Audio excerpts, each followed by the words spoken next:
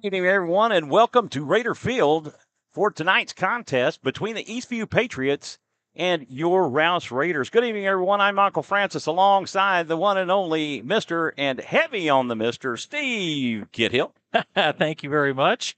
What a night for baseball it is, and what a tale between two game days, Steve, where it was very cold on Tuesday night. Woohoo! And we were popsicles leaving the field at Glen High School. And I tell you what, we have an electric blanket on our bed at home, and it took me forever to get the cold. I was so cold. Oh my gosh, I was so cold. And you know what?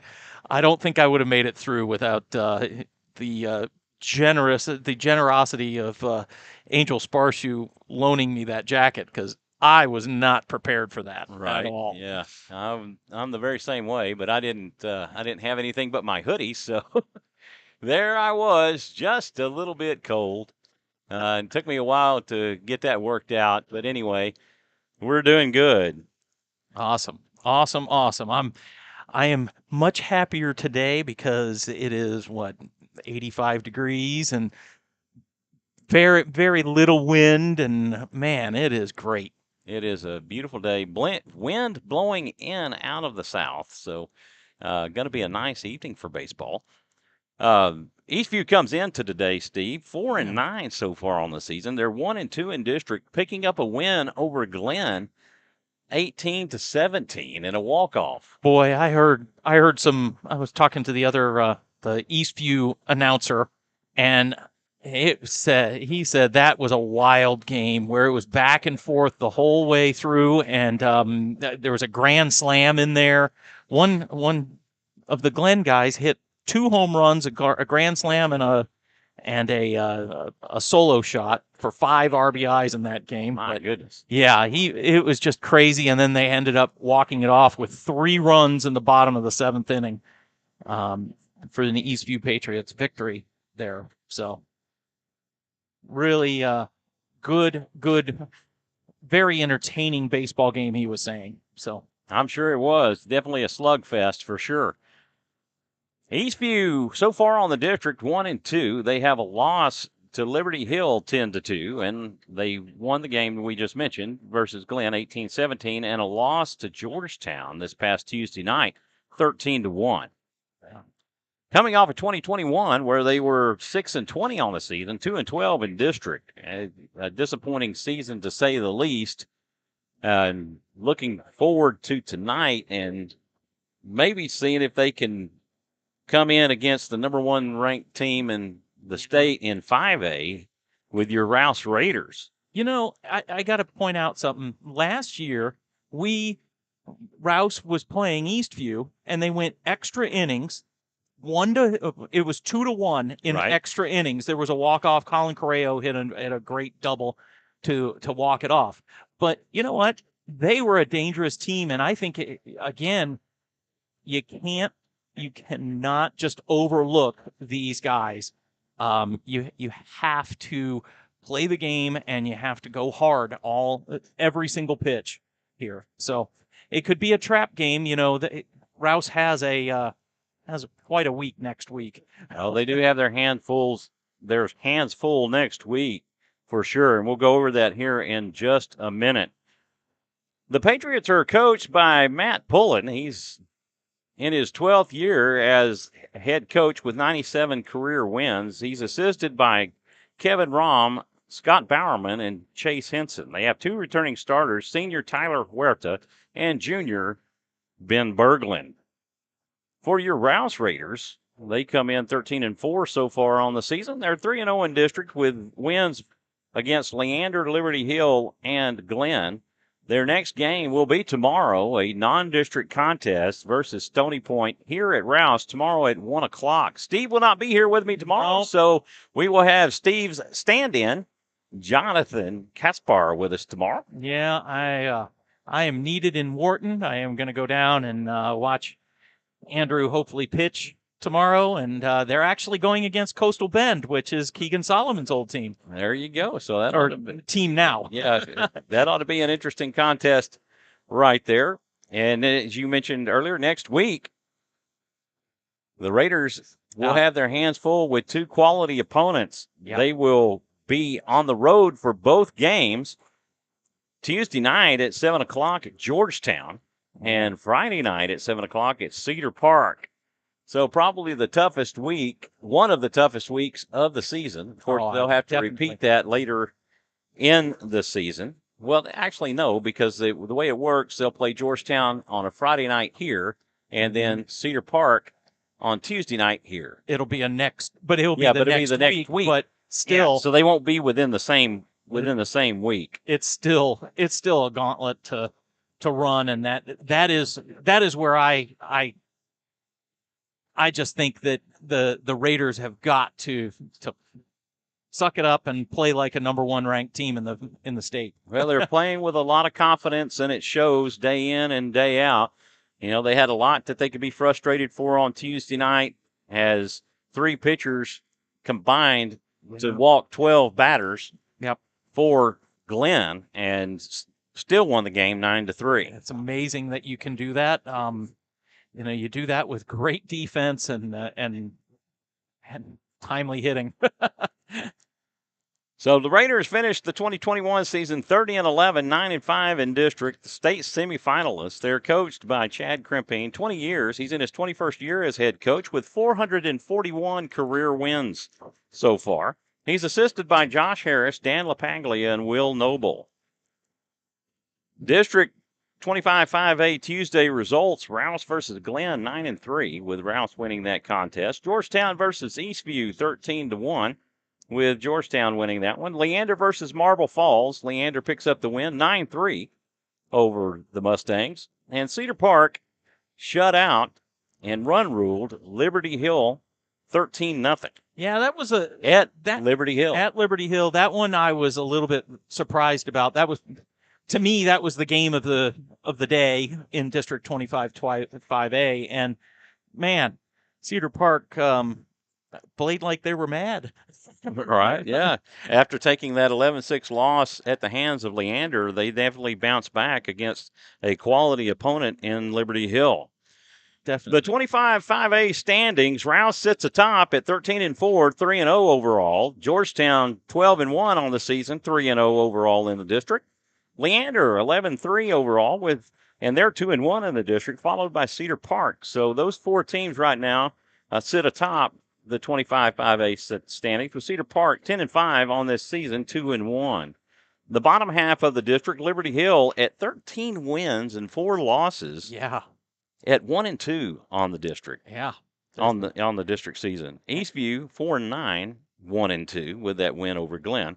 Glenn 7-8 on the season, 0-3 in district, and Marble Falls at 4-7, 0-3 in the district. So there's 5 quality, really good teams, and they're all vying for 4 spots. You just got to stay ahead of it, and it's going to be like that because 4 or 5 of these teams were in the top 20. Yeah. In the top 25 at one point in time in this season. Yep. Amazing.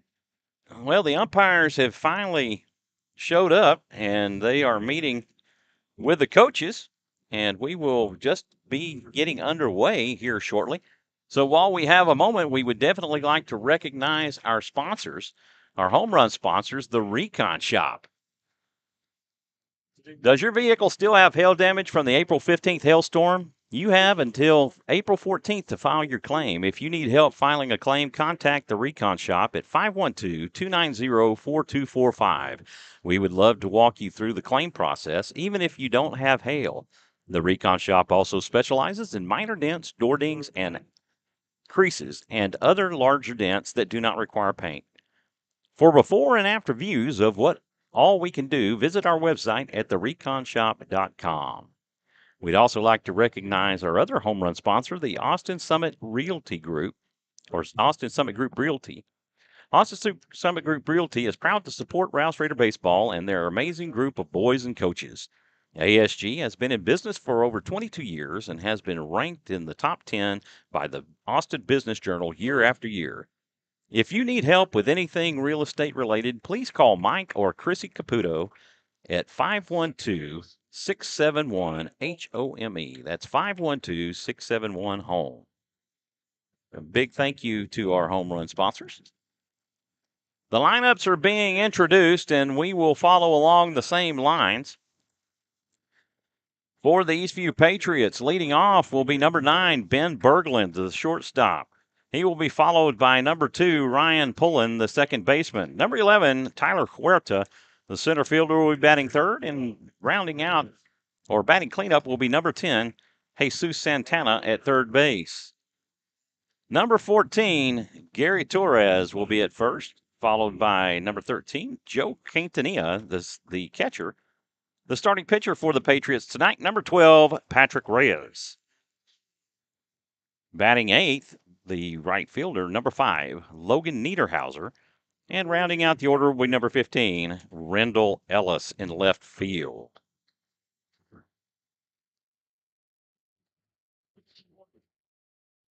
Raiders being introduced. We want to go through our lineup just as soon as they start there. So never can sleep on a team like the Patriots. You know, the bottom half of the district, they're looking for a win any which way they can. Any which way. And they're going to be scrappy. I'm telling you. And they are going to be. And they're going to play up to the top teams that are coming in their district or coming into their place. And anytime they take the field with them. Leading off for the Raiders will be number 9, Rainer Heinrich at second base.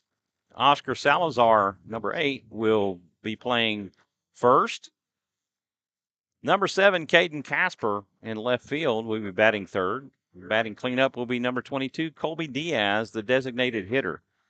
He will be hitting for the starting pitcher, number 3, Blake Gonzalez. Batting fifth will be the catcher, number 5, Carter Heinrich. Batting sixth will be number 4, Mikey Caputo at third base.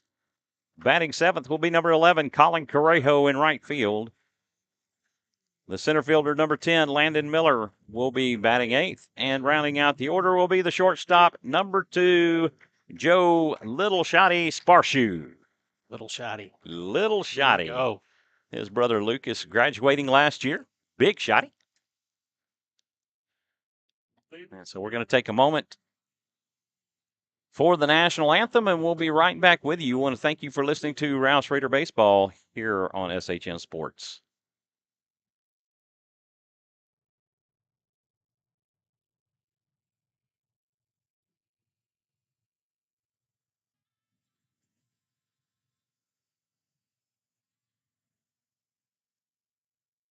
What's so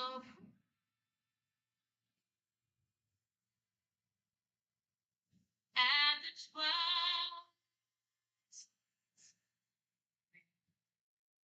whose broad stripes and bright stars think of him, not the sky. Over the hearts we're so glad.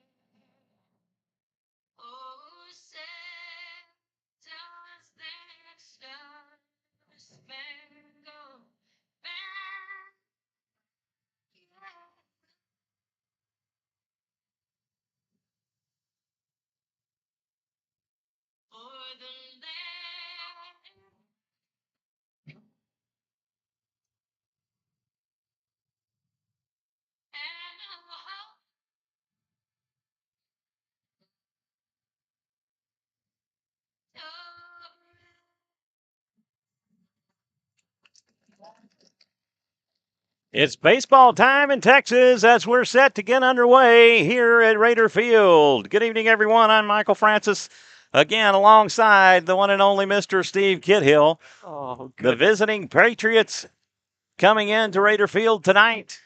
to take on the number 1 team in the state in the Rouse Raiders.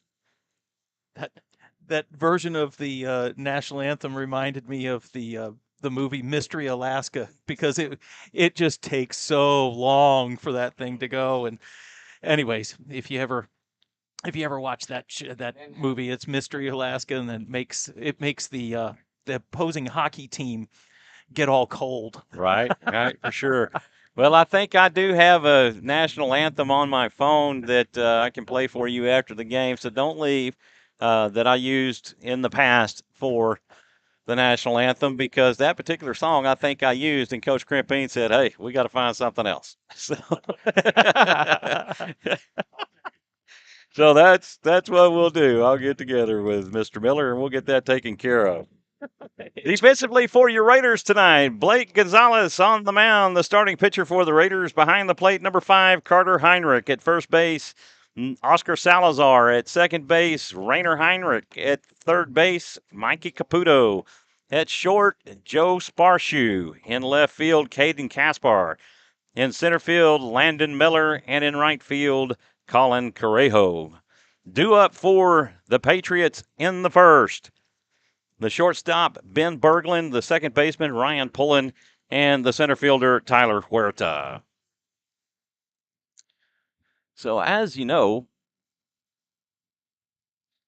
I in the football season. Oh yeah, I'm the play-by-play voice for the Eastview Patriots. So do you know some of these? I do recognize these names. Tyler Huerta actually did not play football for the Patriots this season, which he was a returning starter for the Patriots. Oh wow! Because he wanted to concentrate on baseball. Okay.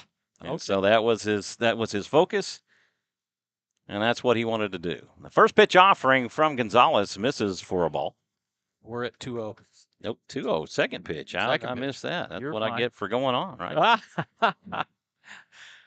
The 2-0 pitch, a breaking ball. This is cut on and hit over to Heinrich at second. The throw over to first will be in time, and that will go 4-3 on the putout of Berglund for out number 1.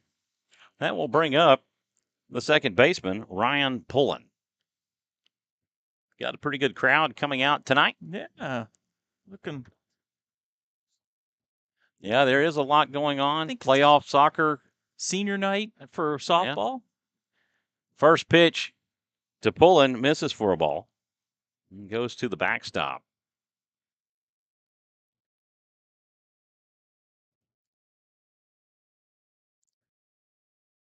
Gonzalez from the windup, the 1-0 delivery. That's high and inside, and almost hitting. Yeah, ball 2. Thought that did hit him, but umpire is a lot closer than I am. The 2-0 pitch, a breaking ball in for a called strike, and the count will go 2-1. Beautiful pitch there. So you know that Coach Crimpine had conversation with his pitchers after Tuesday night about throwing strikes, swing and a miss on another breaking ball for strike 2. 2-ball, 2-strike count to Ryan Pullen. The 2-2 pitch, that's cut on and fouled off, and the count will remain even at 2. Everything starts with throwing strikes. Got to throw strikes. And they were challenged on Tuesday night for sure. 2-2 pitch. This is cut on and hit up the middle to short. Sparshoe has it. The throw to first. The bounce. It gets away from Salazar on the bounce. Pullen decides he's going to turn for 2. And he's caught in the pickle. And they're going to try to run him down. They're going to toss it. It's off the helmet. Off the helmet. Yeah. It bounces off the helmet. And Pullen is safe at second. A little bit of a bad break there. So that is he's gonna reach on the error. That will be an E6. And he will advance to second with a stolen base on an E3.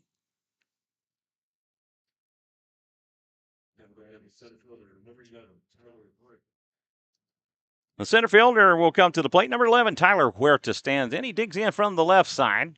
1 on with 1 out. First pitch fouled off for a strike. I know it's only the third batter of the game, but man, it's an important batter right now. It's you definitely don't want Eastview to get ahead and start believing that they can win. The 0-1, that misses low for a ball, and that will even things up at 1. Keep their confidence in check, right? That's right. You always want to start off fast and keep the accelerator on. 1-1, a fastball belt high for a strike, and that will take the count 1-2. Jesus Santana on deck.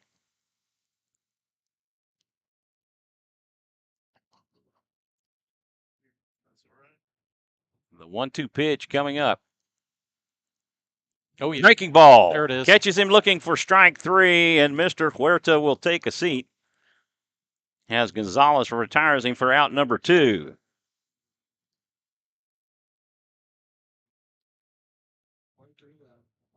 Blake's doing a great job. Blake Gonzalez is doing a great job in throwing strikes so far. Just filling up the zone.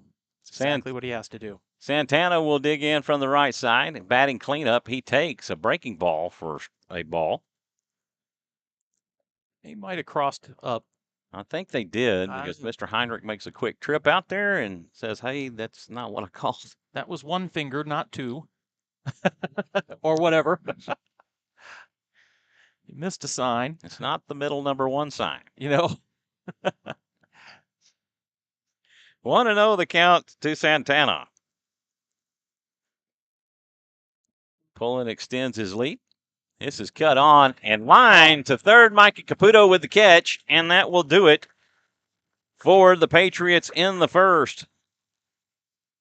They get no runs on no hits. They leave one.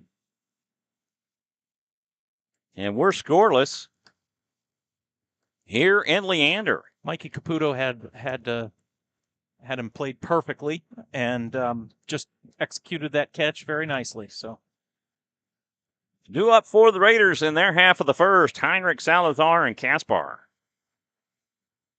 Defensively for the Patriots, number 12, Patrick Reyes on the mound. Number 13, Joe Quintanilla behind the plate. Number 14, Gary Torres at first. Number 2, Ryan Pullen at second. Number 10, Jesus Santana at third. Number 9, Ben Berglund at short. 15, Rendell Airless in left. Number 11, Tyler Huerta in center. And number 5, Logan Niederhauser in right.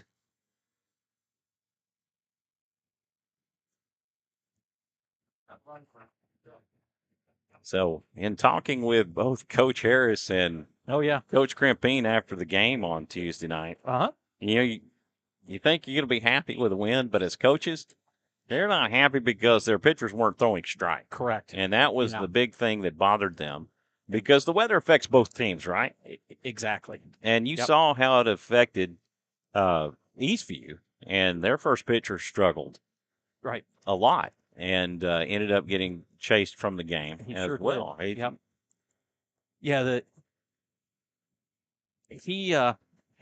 think all the pitchers that night had trouble with the high strike. They were trying to hit that high strike, and the umpire was like, I'm not giving the high strike. And it's also very hard, because of the weather, it's very hard to grip the baseball. Right. So if you have trouble gripping the baseball, you're going to throw it high. Right. And if I can borrow a line from a movie, from the Madagascar Penguins, and Coach Crimpine would say the same thing. Don't give me excuses. Give me results. And it doesn't matter. It does not matter. It just like a ranking doesn't matter. The ranking is very nice. I do like having a number 1 ranking in the state. Reyes deals an off-speed pitch in for strike 1. But in the grand scheme of things, go win some baseball games. There you go. Reyes pitching from the stretch, the lefty hurler. This is cut on and hit over to short, and that will be an error on Berglund. But I think that's going to be a hit because Heinrich would have made it to first. That ball was hit pretty deep in the hole and between shortstop and third. Well, he did knock it down, but I would give him a hit on that. This reviewer is going to give him a hit. Good. In my playbook, it's a hit. So that can be argued by coach or whoever, but Michael says that's a hit. He would have beat it out. Oscar Salazar stands in. He takes for ball one, a pitch up above the letters.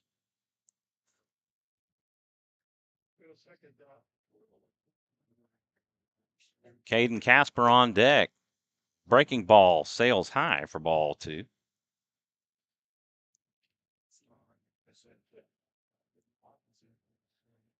The Raiders have seen their share of lefty pitching.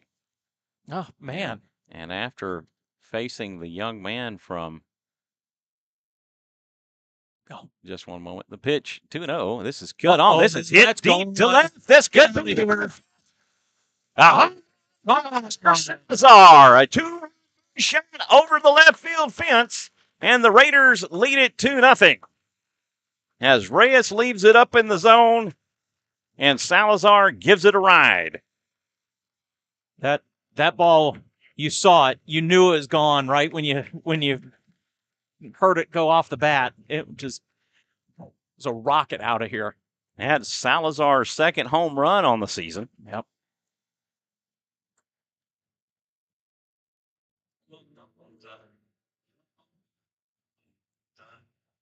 Now batting left fielder number 7, Caden Casper. He got all of that one. So that lefty, Man. Ben Abelt from Boyd. Mm-hmm. Now, they have seen probably the most difficult lefty that they will face all season long. Caden Casper will stand in. He will take for a strike. Colby Diaz standing on deck, waiting his turn. The 0-1 pitch. Again, with the breaking ball, gets that outside corner for strike two. Two really good pitches there. Right on the outside corner on both of them.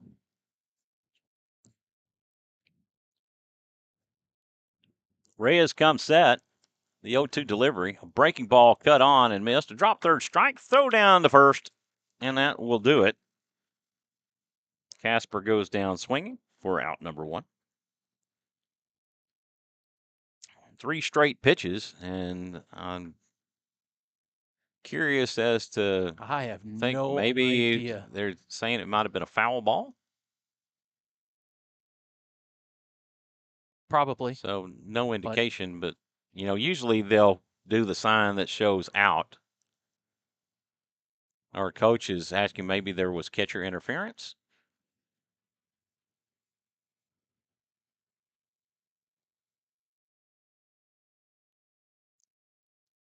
So going to have a little discussion. It's interesting because Caden is pleading his case. And well, he's going back behind the plate, so that is. Yep, he's going.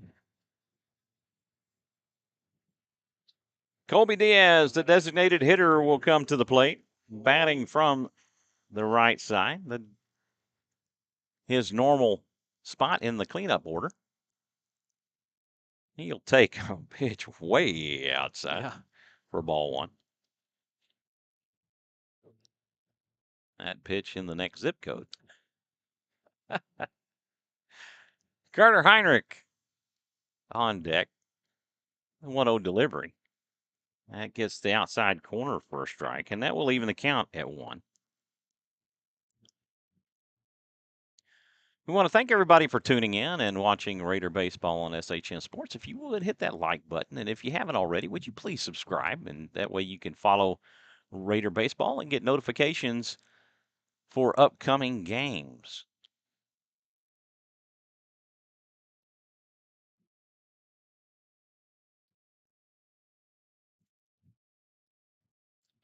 Two and one the count to Diaz.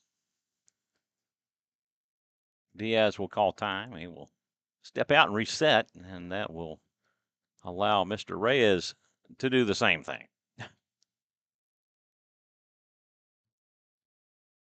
The 2-1 delivery. This is chopped on and foul tipped into the glove of the catcher for strike 2. And the count even at 2.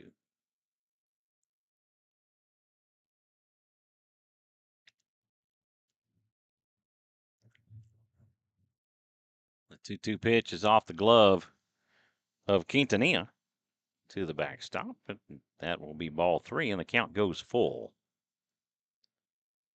Carter Heinrich picking up the slow roller on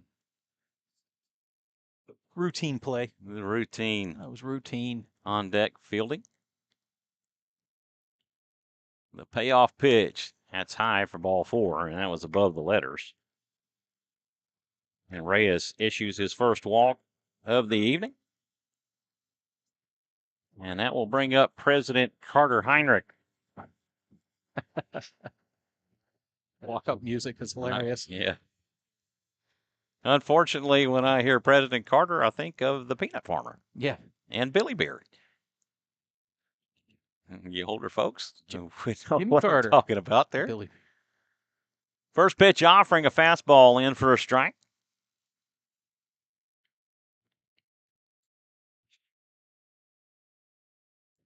Definitely, they are not playing him to pull down the left field line. A big hole over there. One delivery. This is cut on and hit over to short. Berglund has it to throw to second in time. That's all I But got. there will be no throw to first. And Carter Heinrich hits into the fielder's choice, and Diaz will be thrown out. That will go 6-4 on the put out of Diaz.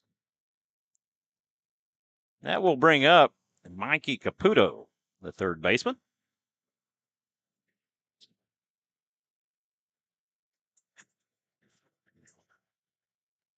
Colin Correjo on deck.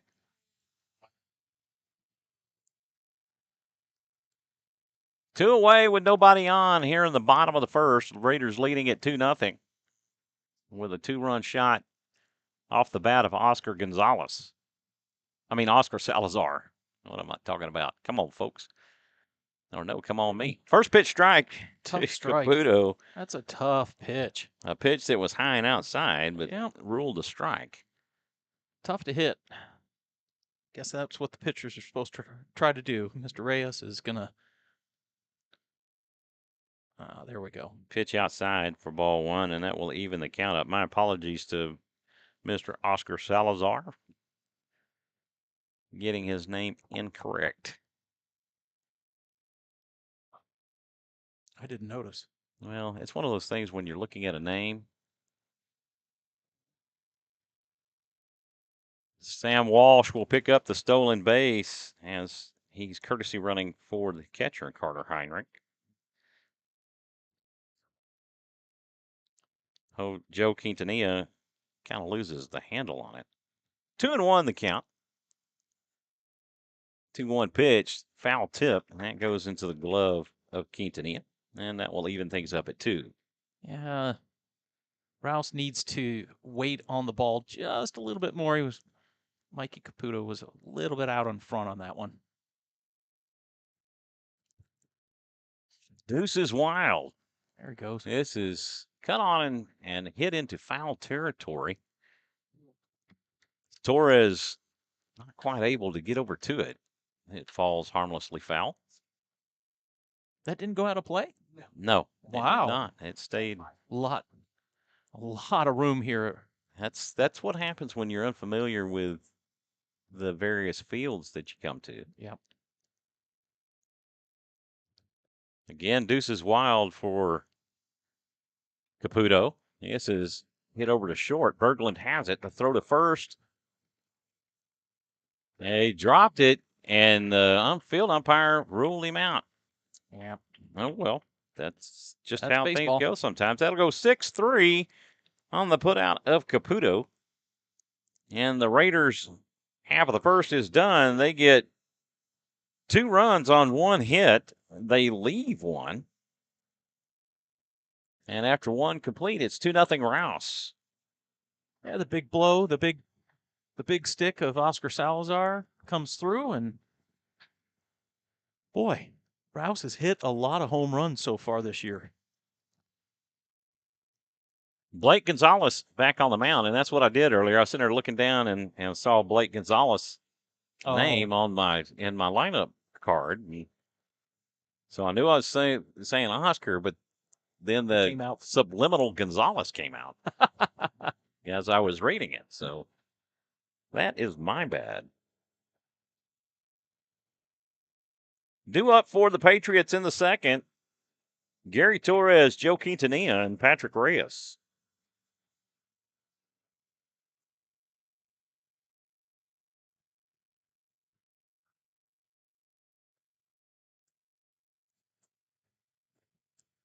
What a night for baseball. The shadows are beginning to get long. Not much breeze. Every once in a while, it'll pick up just a little bit. You'll hear it over the crowd mic as it blows in. Torres batting from the left side as he will face Gonzalez for the first time tonight.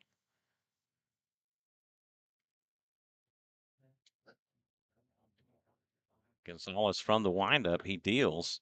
Just misses the outside corner for ball one. You want to pull a Bob Uecker and say just a bit outside. And that one was just a bit more outside. As a pitcher, you're always trying to push the limits of that strike zone, and that one just was a little bit too. The first pitch was just a little too far. The 2-0 pitch. The fastball inside for ball three. You know, one of the things that Coach Crimpine really likes about Blake Gonzalez is he doesn't get rattled. Nope. Shows a lot of maturity on the mound, and you know, when something doesn't work out, it doesn't get him upset. He just stays focused and keeps going. Stays within himself and just goes out and performs. Next one pitch. On. Wins one the on. next pitch. Sorry. One on with nobody out for Joe Quintanilla as he comes to the plate. Quintanilla batting from the right side. There you go. And he'll foul this one back. Nice little off-speed pitch from Gonzalez.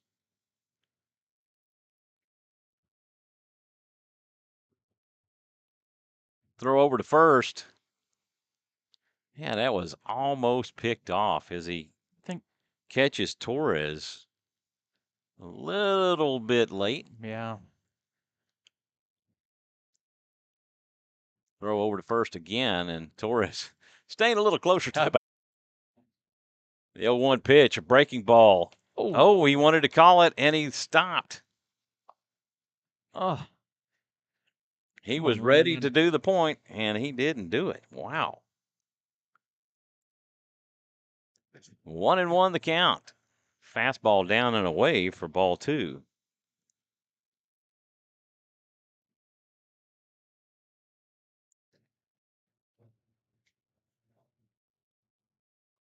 Two and one. This is cut on and hit out toward left. Caden Casper will camp underneath it and make the catch. Nope. And Torres will haul back first as he was 3/4 of the way to second. Well, he was off on the pitch, right? He was trying to steal second base, and the ball was hit out there on a line to left field. I thought maybe they might have a play at first base to double him up, but was it Torres? Torres got back in a hurry. Patrick Reyes will dig in from the left side. First pitch offering high and outside for ball two, ball one. Tell you what, I am on a roll tonight. And Coach Crimpine is going to call time. Really? Already? Hey, he didn't like something. I'm not sure what, but he didn't like something. It may be the sign or what have you. So I know that Coach Harris and them work with the pitchers and catchers on the signs. So I guess they want to make sure that they're on the same page with each other. Throw strikes. That's exactly what he said. Throw strikes. I need you to throw strikes. I can't do anything else without you throwing strikes. I could see the body language. Yeah. You and I both had sons that were pitchers, and we watched closely when Coach Crimpine would go out and see them and say, "Hey, I need you to throw strikes." At the end of the game, I'd say, "What did he say in the second inning?" He said, "Go throw strikes." That pitch fouled off for a strike, and that will even it up at one. One on with one out here in the top of the second. The other thing I know that Coach Krimpine likes is when pitchers work fast. Niederhauser on deck for the Patriots. And that's another thing he might have said to Blake right there. Hey, I need you to work a little faster. Get the sign, pitch. 1-1 breaking ball misses low for ball 2. They look good from here. Yeah, we're a little bit high up. Right, so it's really not a fair representation, but the way that they're breaking looks really good. It's just low. 2-1, a fastball down the middle for a called strike. Reyes probably had the take sign and maybe, yeah, wanting to see Gonzalez throw strikes consistently. Torres leaning close to first. The 2-2, a swing and a miss. Get him. A throw down to second, and that is in time, and that will do it. And Torres evidently upset with himself on that, so it'll go a strikeout on Reyes and caught stealing. So it looked like a delayed steal. I'm not sure it was supposed to be written up that way, but it looked like a delayed steal. Maybe a hit and run there, but that went terribly wrong. And that'll go 2-6 on the putout of Torres.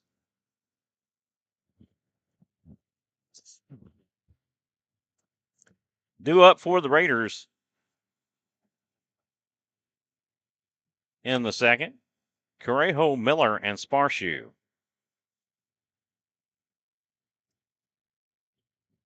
Patrick Reyes back out to pitch the second for the Patriots. Honestly, he's had one bad pitch. He's down 2-0, but he's only had one really bad pitch. That's it. Right. Well, it's about to be a lefty-lefty matchup with Colin Correjo coming to the plate. Yeah. Correjo, a UTSA commit. And how about our Raiders playing at the next level, Steve? Man, oh man. Got some very... Fisher Kingsbury there at UTSA. So Colin will join him. I think they'll be senior freshmen right at that point. But and then we have Jared Southard at University of Texas. And how about Hayden Thomas and his outing versus Nebraska last week? I'll tell you what. My goodness. The Major League Baseball draft is in the beginning of June. I think it's like June 3rd or 4th or something like that. His name is going to be called. Hayden Thomas will be called in that draft. I've kept up with him over the years and watched him play up in the New England leagues this past summer. First pitch to Correjo misses high for a ball. And he may be the very first Raider to make it to the big leagues. It's kind of a race. Let's see if maybe Jared Southard, maybe Hayden Thomas. It'd be very interesting. 2-0. He takes for ball 3, and it was outside, and he almost chased it. That was close.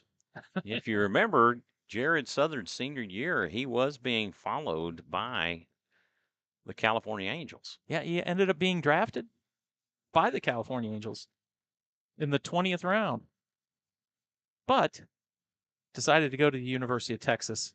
Correjo will draw the walk to lead things off here in the second, and that will bring up the center fielder, Landon Miller. Joe Sparshu on deck.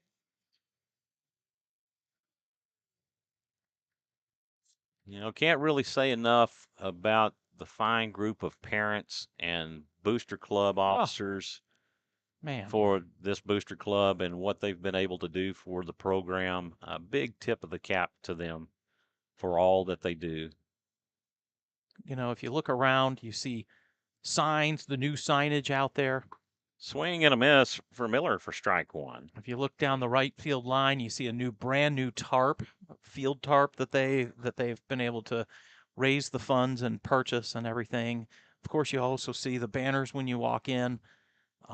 We have new equipment that we're working with. Brand new broadcast equipment. Foul tip for strike two that we own now. Yeah. And we will be able to broadcast on the SHN platform and not have to pay the huge out-of-pocket expense every year. The Yeah, one-time expense that's great. for a multi-year bunch of equipment that we'll be able to broadcast from here on out.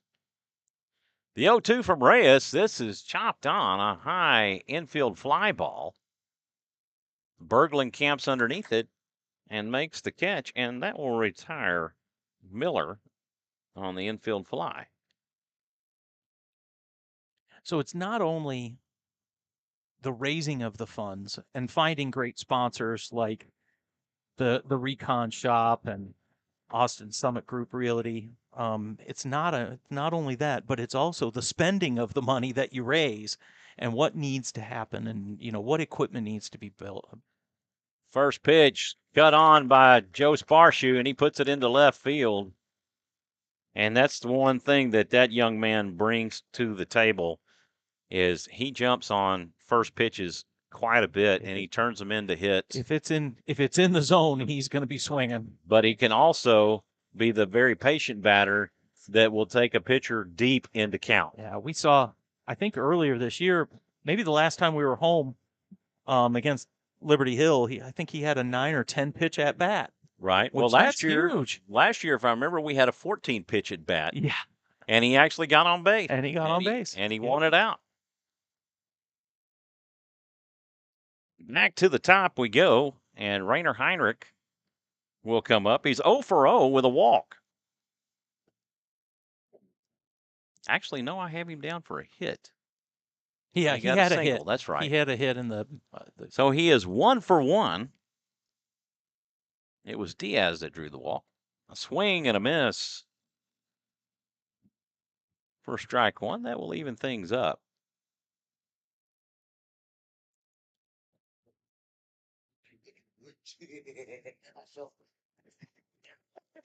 Felt the stink eye, huh? Yeah, the stink eye going. 1-1. This is cut on. Another infield fly. An infield fly rule is in effect. And Heinrich is out on the infield fly.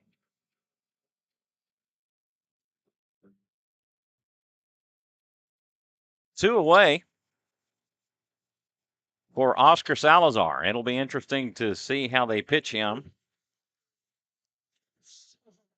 with two runners on. I can tell you one thing, the left fielder just backed up about 10 steps.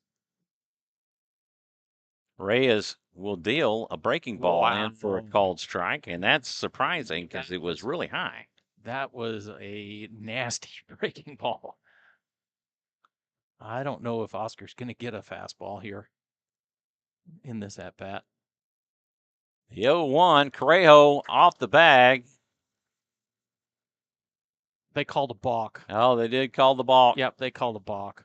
Because he didn't disengage from the rubber. He spun around on the mound. Yeah, they called a balk. He didn't. And he knows it. Yep. So both runners advance on the balk.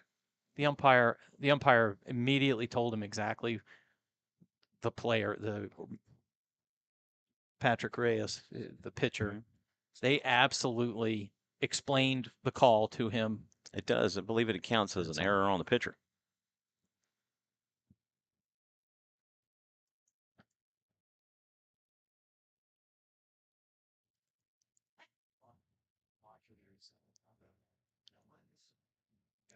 High fastball outside for ball one, and that'll even it up at 1.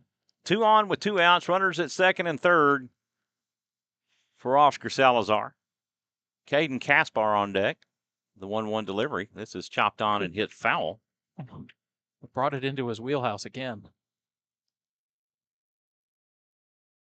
Kind of surprised they gave him anything to hit with an open base now.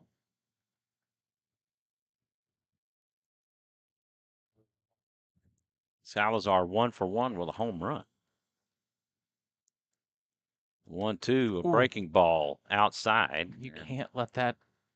That's pretty darn close to be calling a strike. It was outside, but never know with these umpires. You never know. Deuce is wild to Salazar. This is hit foul and back out of play. Well, it'll stay 2-2. So a lot going on here at Rouse tonight. Boys playoff soccer is going on at the football field back behind us, or soccer field now, since they're playing soccer. Or soccer is called football, so I guess it's one Soccer. and the same. Then you've got Football. softball going on. Senior night for the girls softball team. First pitch, or that pitch misses low for ball 3, and the count goes full. Payoff pitch coming up.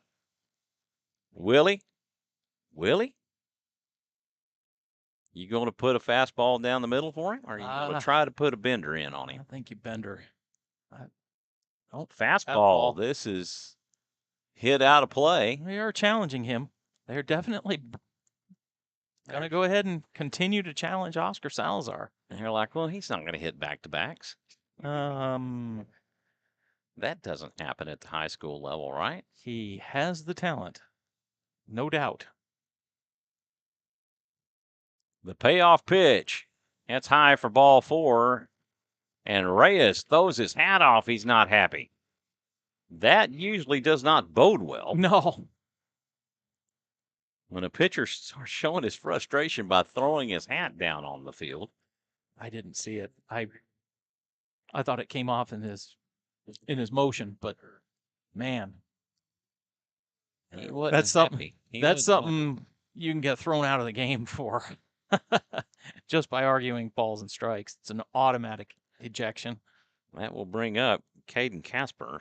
Struck out his first time up. And he will line this down to third. Jesus Santana will field it himself, step on the bag, and that will do it. And that will go as a fielder's choice. And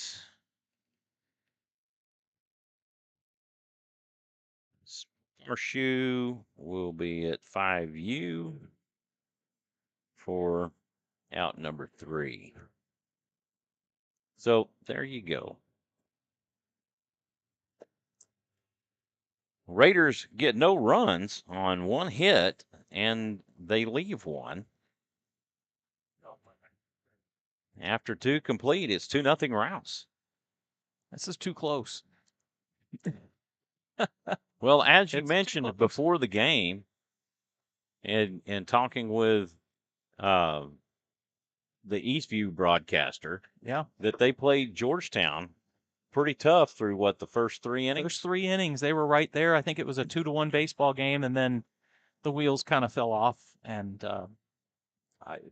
there was 11 scored in 1 inning or something like that. But I mean, 2-0 going into the top of the 3rd, okay. But if it's 2-0 going into the top of the 5th or 6th, Eastview is going to start getting some confidence.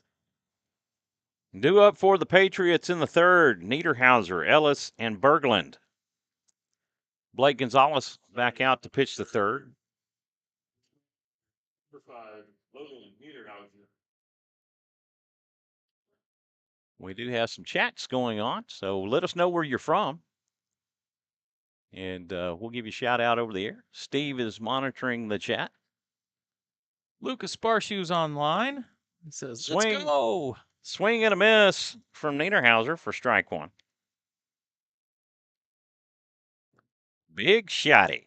Big shotty. Your brother is doing good. Pitch misses low for a ball, and the count will even. Gonzalez working from the windup, the 1-1, breaking ball, misses low, and he just has not given Blake that call all evening long. Nope, he's making that be more like knee high and not 2-1 fastball down and in for ball 3. Got to get this. Got to get strikes. No defense for walks.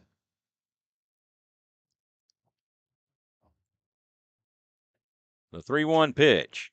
There's another strike. That gets the inside corner, a fastball for strike 2. And the count works full. Talk about not endearing yourself to the home plate umpire. Batters that run off thinking it's ball 4, that does not bode well usually. Payoff pitch. That's a fastball cut on. Rainer Heinrich has it. Will throw to first, Man. and that will do it for Mr. Niederhauser. I tell you what, Rainer went a very long way for that grounder and made it look routine, but He is. that's not an easy play right there. And I told Coach Krimpane before the game that Rainer Heinrich has been very impressive all season long. Rendell Ellis will dig in. He's batting from the left side. And he fouls a bunt off for strike 1.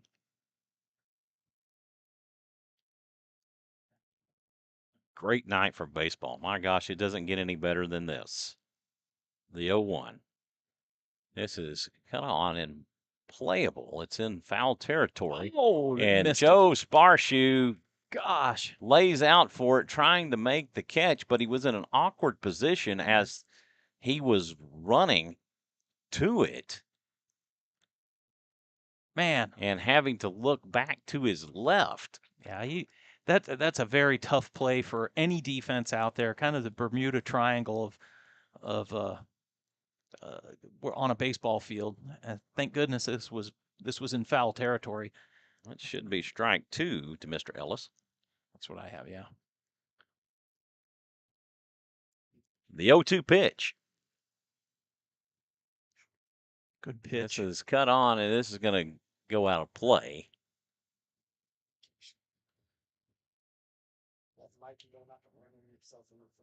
Right. Definitely don't want to run into the fence. So be with us tomorrow as the Raiders host the Stony Point Tigers. This is hit to short. Joe has it. The throw to first in time, and Oscar digs it out. My gosh. What a play by Oscar Salazar. Dug it out, and he kept his foot on the bag, his toe on the bag. Just a fantastic play right there. Well, you remember in the game, it was that against Liberty Hill. They said he pulled his foot off the bag, so he's going extra efforts to make sure to keep that foot anchored to the bag. That will bring up the leadoff, Ben Berglund. He hits this one up the middle, and that is close to being an error. It was misplayed, but I think Berglund had that beat out. I believe that as well. I think he was going to beat that out. It was a slow roller up the middle. Once it got past Blake Gonzalez, the pitcher, that was just going to be too tough to. I'm going to give him the hit on that because I have to be fair. We did that for Heinrich beating out the throw to first. The throw to first from Gonzalez, not in time as Berglund dives back in. That will bring up Ryan Pullen. Pullen reached on an error his first time up, and that hits him. You know what? I think it almost hit him the last time he was up too. But this time he actually got him. Got the jersey.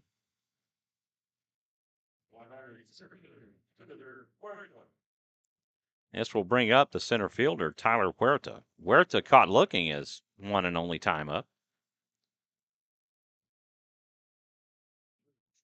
This is a big young man, right? Batting third in the order. 2 on with 2 out. First pitch offering misses low. And Heinrich didn't even look to the runner advancing to third. No, I think he was going to try to get the trail runner. Now you have runners on the corners. The trail runner did not go.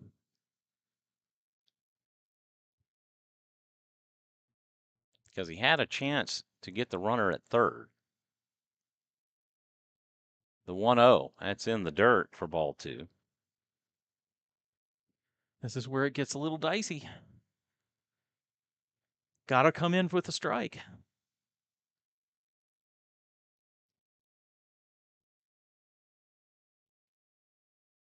Jesus Santana on deck.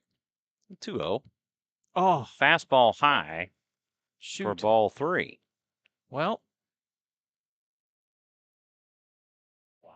I mean, this is where 2-out big innings happen. Rouse needs to stamp this out real quick. 3-0 the count to Huerta. Fastball right down Broadway for strike 1. Take sign in effect, I'm sure. I'm sure. Until he throws strikes. Yeah. In Little League, the umpire would call those big strikes on you. Fastball inside for strike 2, and Gonzalez climbs back in this to work it full. How many times did you get frustrated as a parent in Little League when the umpire would widen the strike zone just to get kids to swing? Yep. The payoff pitch. This is hit back up the middle. Oh, it is going to go into center field. That will be a base hit with an RBI as Berglund will come in to score.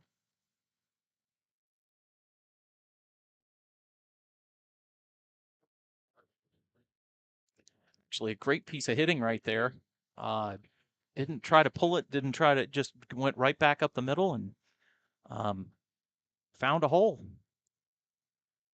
Patriots cut the lead in half as the cleanup batter, Jesus Santana, will come in. He lined to third his last time up. Pitch. He takes for a strike with a nice curveball coming in from Gonzalez. That's the first one he's actually got a called strike on tonight. Yeah. 0-1 the count. That's inside for ball, and that will even things up.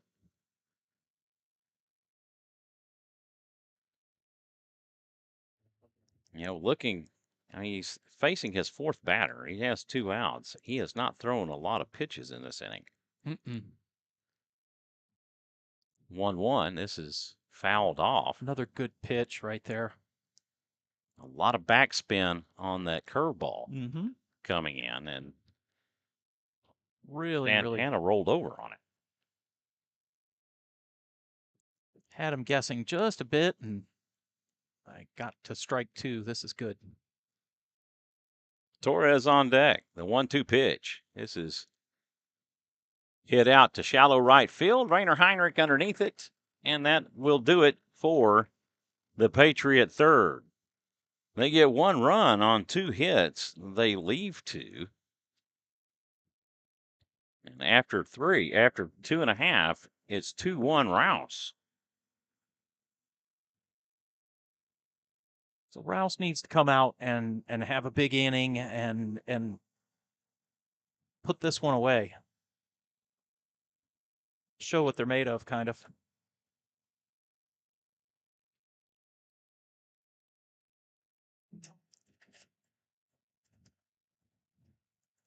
I want to take this opportunity to recognize one of our other sponsors, Brows by Hattie. Hey, ladies, get your brows done with Brows and Such by Hattie. Semi-permanent makeup applied to perfection. Get the shape you've always wanted and keep it.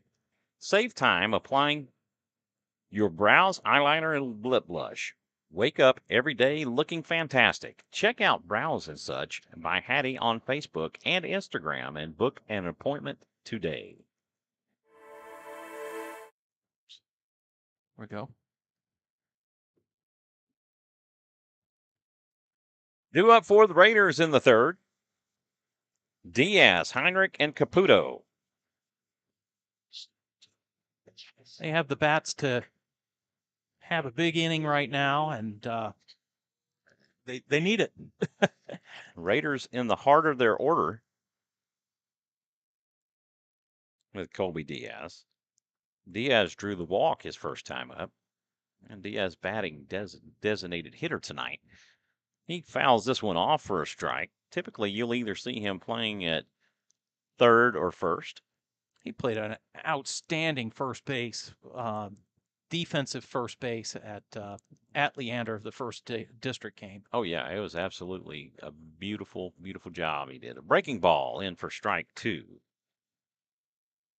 Couldn't ask for a better breaking ball than what Patrick Reyes just dished up. Yep. Carter Heinrich on deck. 0-2 the count to Colby. He'll take outside for ball 1, and Reyes not going to put anything in his wheelhouse. No. With an 0-2 count. Not with 0-2. No. He might challenge him now, but the 1-2 pitch, and that'll hit him. And Diaz again draws the free pass, but this time it might cost him just a bit more. That'll be just a little bruise. Just rub some dirt on it and you'll be okay. Yeah.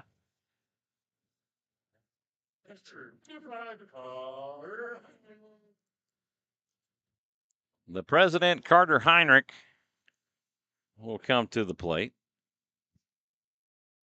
He's 0 for 1. He hit into a fielder's choice his first time up. He attempts a bunt and pops it up, and it goes harmlessly foul. It did not go high in the air, or it might have been easily playable by the catcher. I know Coach Krempine, when he does call a bunt like that, he really expects it to be executed every time. They practice it all the time. The 0-1 is cut on and missed for strike 2.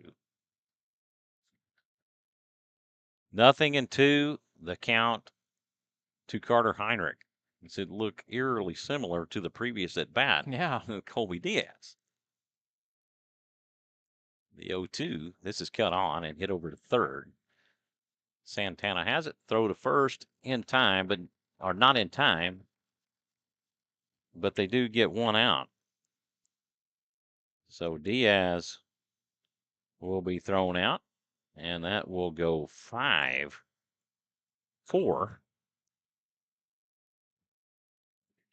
So you have Sam Walsh doing a courtesy running for Carter Heinrich, the catcher. That will bring up Mikey Caputo. He's 0 for 1. He grounded to short his first time up.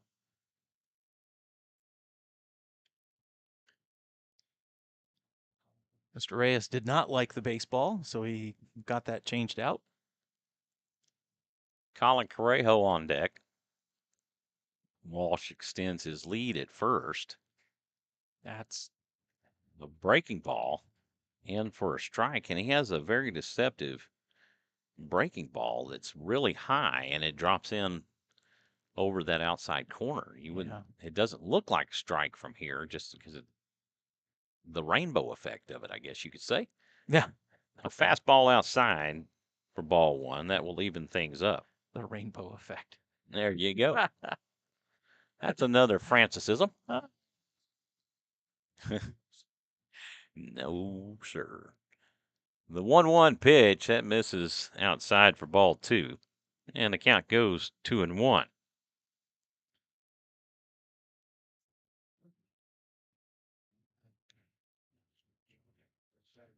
Reyes comes set. He takes a look at Walsh over at first. He will come home. A fastball down the middle for strike 2. That will even the count at 2. I'd like to see Mikey hit the ball to the right side, right in that large hole that's over there. Throw to first will not be in time as Walsh gets back in standing up, well ahead of the throw over. See if he can. As a lefty, he doesn't have to disengage the rubber to throw to first. This is chopped on and in and out of the glove of Santana. Oh, they got him. And I think that is the correct call. Just saying. So, fielder's choice. And Mikey Caputo, and that will go 6-3. Well, now we'll bring up Colin Correjo. He's 0 for 0. He drew a walk. advance to third on a balk. He'll foul this one off for a strike. Yeah. That's the first pitch from Reyes that he has swung at. He drew the walk in 4 pitches. Be a His first clutch time time. up. Be a clutch time for a base hit right here. Landon Miller on deck. The 0-1, a swing and a miss. I guess he foul tipped it. Said he foul tipped it. Therefore, Sam Walsh cannot advance.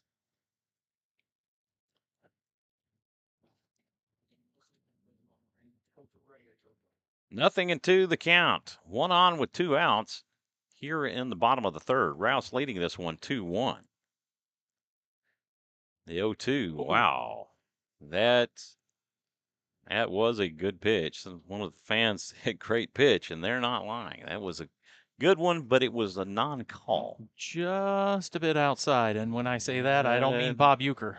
I mean, it was it's- just a touch outside. I think that was nothing but strike. And Mr. Caspar actually agrees with me. 1 ball, 2 strike count to Correjo.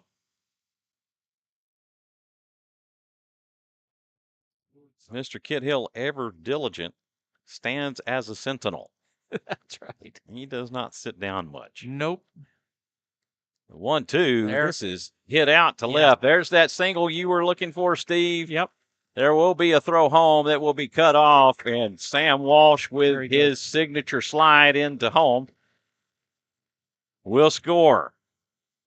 Just a clutch piece of hitting right there. I think he took a curveball into right field and just dumped it over the second baseman's head, and perfect execution right there.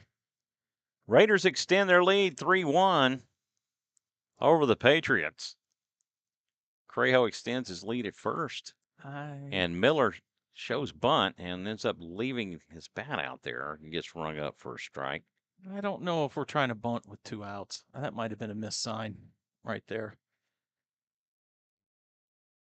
Interesting. Yeah.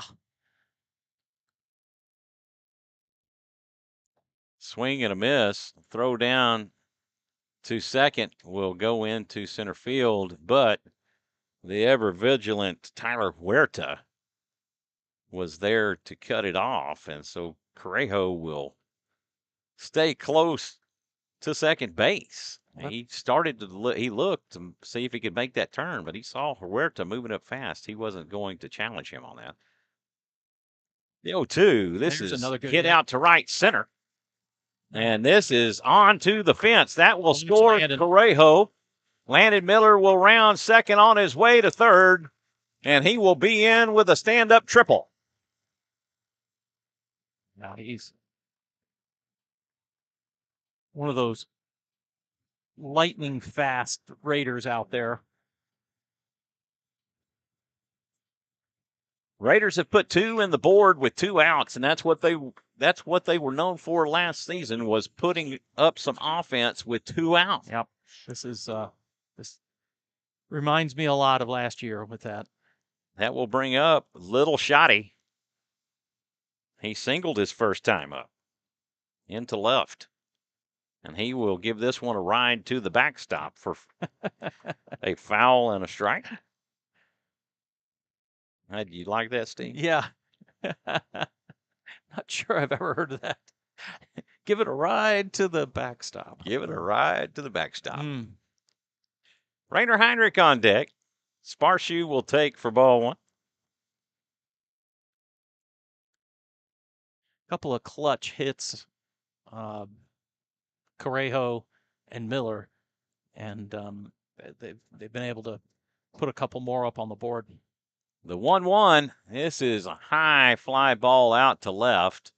Berglund will camp underneath it and make the catch, and that will do it for the Raider third. Let the Raiders get 2 runs on 2 hits, and they leave 1.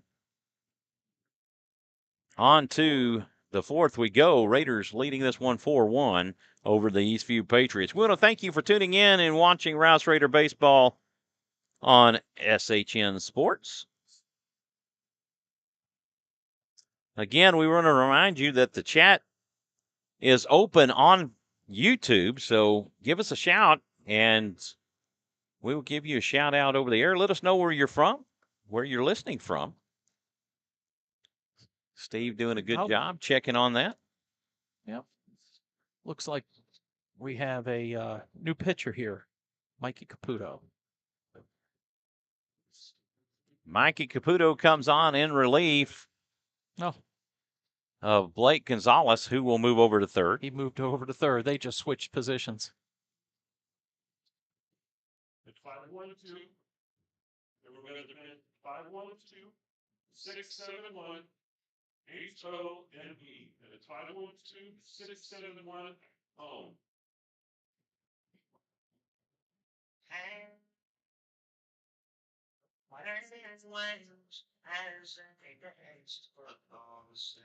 So, Michael, we got a Thursday, March 31st, we've got a golf tournament scheduled. Rouse Raider Booster Club is going to be hosting a golf tournament over at Crystal Falls. Yeah, tell me all about it. Yeah, it's $150 a player, and prizes are for first, second, third, last place. And if you hit a hole in one, you might win a car out there. Amazing. Ooh, that would be nice. 9 a.m. got shotgun start over there, and is it anything like a muscle car? I don't think it's. I don't think it's that muscle car. No. How about some Mopar? Mopar or no car? Give me the Hellcat, please. Jailbreak edition. I'll take the Charger. Goodness gracious. Going to have a lot of fun out there. If you're interested, please go to rousebaseball.com and sign up today. Due up for the Patriots in the fourth, Torres, Quintanilla, and Reyes. Torres drew the walk his first time up. He was caught stealing. As he takes for a strike. That is probably the shortest outing that Blake Gonzalez has had on the season as he goes 3 innings. The 0-1, a fastball in for strike 2.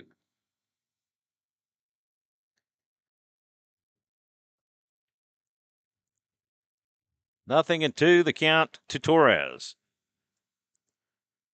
Caputo with the windup. This is fouled off, and Torres will get another swing. Tell you what, Mikey Caputo is not wasting any pitches. He's going right after the batter. A couple of strikes off, and then this foul ball. He's challenging the batter every single pitch. The 0-2. Oh, just misses outside. No, that was a great pitch. Hit the glove exactly where Carter Heinrich set up. The 1-2, a breaking ball in for strike 3, and Torres caught looking. And the Rouse faithful are giving a little chatter. Was that the Rouse faithful, or was that the? No, that was that the dugout. I believe that was the student section over here. There's a whole group of them. Mason Shorb and several others were in the stands the other night. This is a great cutoff by Sparks. Well, he got away from him. It looked like that he got it, so that was deep in the hole. That will be a base hit for Joe Quintanilla. Yeah, base hit all the way there. So no error on the play. Yeah, I believe Rouse Raider cheerleaders have actually showed up tonight. So we have a courtesy runner coming in for the catcher.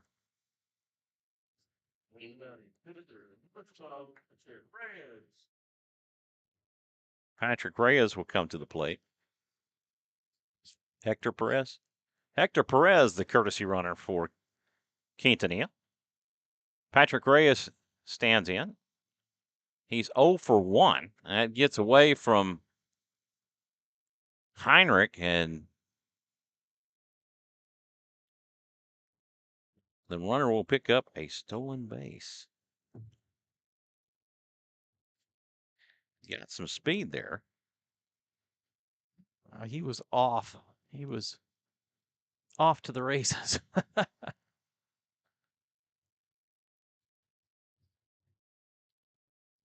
pitch fouled off for a strike, and that will even things up at 1. Logan Niederhauser on deck for the Pats. 1-1 the count to Reyes.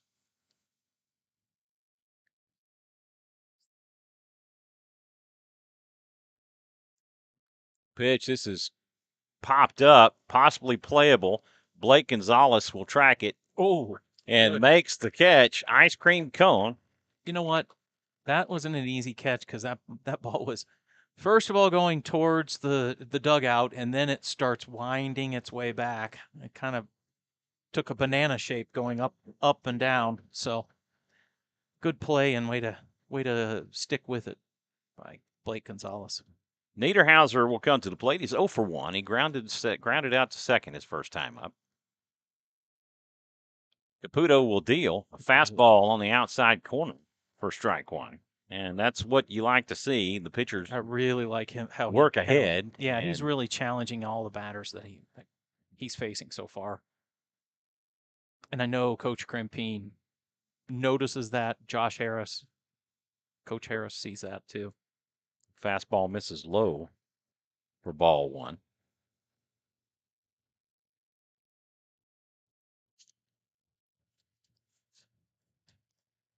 Caputo takes a long look in. And he will deal. 1-1. This is hit out hard to right, and that is going to fall in.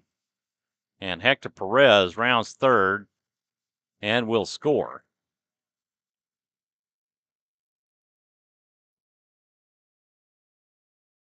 That will be an RBI single for Niederhauser.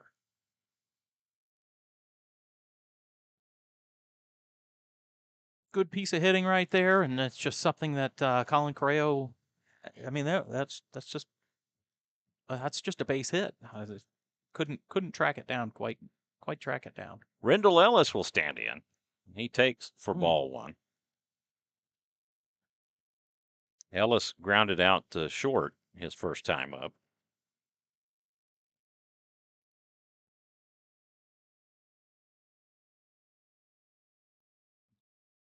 And that's going to go to the backstop. And that will be a pass ball on Heinrich. As that hit in the web of his glove and got away from him. Yeah, it was interesting because it almost hit the batter right there. I actually thought it did hit the batter, but and I bet Carter Heinrich was thinking it was going to hit the batter, so it's kind of hard to catch, but it hit his glove. That's a pass ball. The 2-0. There it is. That gets the outside corner for a strike.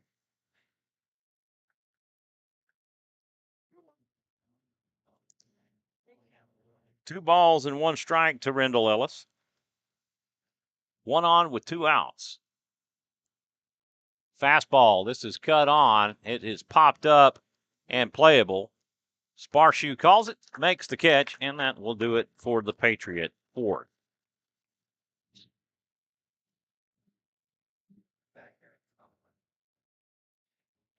Patriots get 1 run on 2 hits. They leave 1.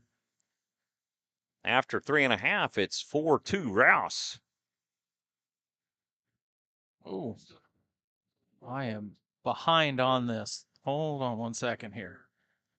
Listening from the warm state of Michigan. The warm state of Michigan.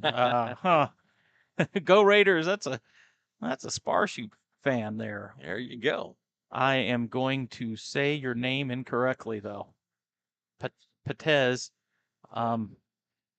You want to take a shot at that one? Yeah, let me take a look. The first name. Waldemar Patez. Waldemar Patez. Thank you for listening here. Yep. Jimmy Carter got Crystal Falls, 9 a.m. shotgun start. Yes, sir. March 31st. Going to be a fun time. Sandra Patez listening from Michigan. Your little Shotty's grandma is listening Awesome. tonight. Thank you for tuning in and watching your Rouse Raiders on SHN Sports. We have George Garcia, Colby's cool uncle in California, is also listening. All right, Colby's cool uncle from California, and he listened last year too. I remember him checking in with us.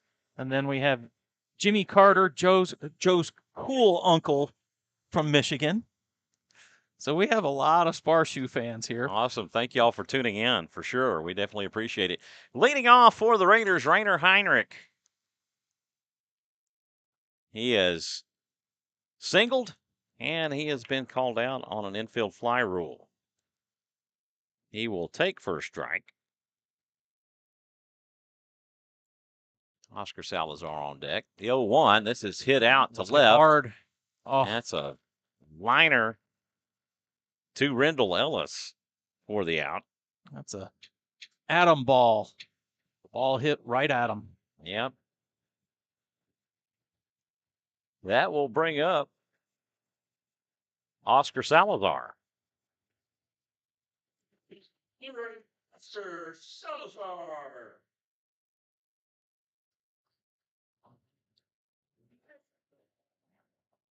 Reyes only gave up 2 pitches in that at bat to Heinrich. Salazar takes for ball 1. Salazar 1 for 1 with a walk and a home run. And he takes for ball 2. And he battled back down from an 0-2 count to draw the walk. Yeah. 2-0 the count to Salazar. Pitch, a fastball down and in for ball 3. You know, that's a Coach Krempine calling card, is go up to the plate and battle hard. Battle, even if you have 2 strikes, don't give up at bats whatsoever. You've got to battle, you got to grind. And if you don't do it, you don't get to play. That's 3-0 the count. He had take sign all the way. He didn't even lift the bat to get in stance. And he will draw back-to-back walks.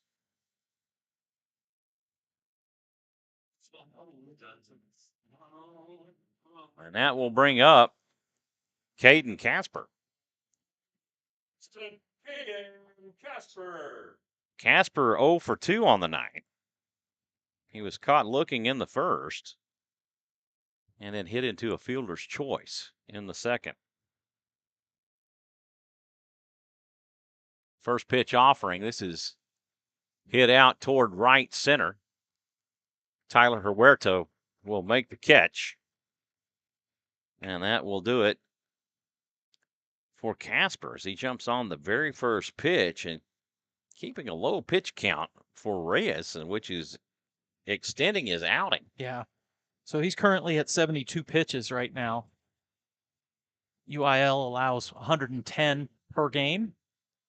And then you have to have a mandatory rest period, depending on how many pitches are thrown.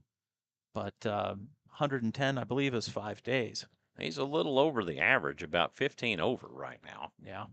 Typically through 4 innings, you would want your pitcher at somewhere around 60, and he's at 72.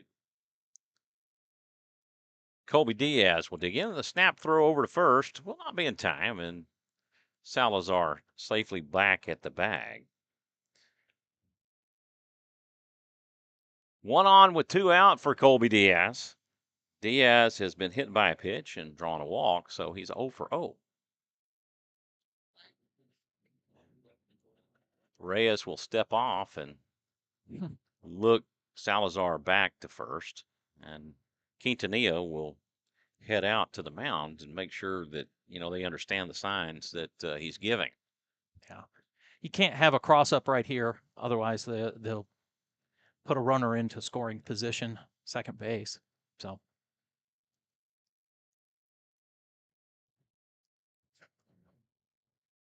Reyes, he comes set. He'll deal. It's right at the top of the zone. High strike. Ouch. 1 strike count to Diaz. Carter Heinrich on deck. Hit down to third. Santana has it. The throw to first in time, and that will do it. 5-3 on the putout of Diaz, and that will end the Raider fourth. Tell you what, no runs, no hits, nobody left, or one left on. After 4, it's 4-2 Rouse. This game is too close for me. Yeah. For my comfort, I don't know. Just I'd really like Rouse to break this thing open and make me feel a little more comfortable out here. Got a couple more shout outs on the chat room. Let's see, we have Lisa. Oh, if I say your name wrong, I'm sorry. Lisa Keel. Blake's aunt is here. Go Raiders. And Deb Netten. Sam Walsh's grandparents from Storm Lake, Iowa. Wow. There you go. Thank Raider y'all for fans, tuning in. Raider fans from all over. We appreciate y'all tuning in and watching Raider Baseball on the Raider Baseball Network. Yeah, that's it. On SHN Sports. Mikey Caputo back out to pitch the fifth. Due up for the Patriots in the fifth. Berglund, Pullen, and Huerta back to the top of the order. Got a good turnout here tonight, Steve. You look out, the stands are pretty full on the Rouse side. And, for the visiting Eastview Patriots, they don't look bad either. Now, granted, the Patriots are just up the road in Georgetown, so relatively close. Berglund 1 for 2. He has singled and grounded to second. And he is facing Caputo for the first time. And come on. It's interesting. He called that a strike on Colby Diaz, the very same pitch. And maybe Berglund isn't as tall as Colby. Well, that might be true. 1-0. This is hit foul. But, I mean, it's proportionate, right? It's the same level on him that it was on Colby Diaz. Sure. I'm just going to say it for how Mikey views it from his perspective. This is cut on and lined to third. Blake Gonzalez will make the catch, and that will do it for Berglund in the fifth.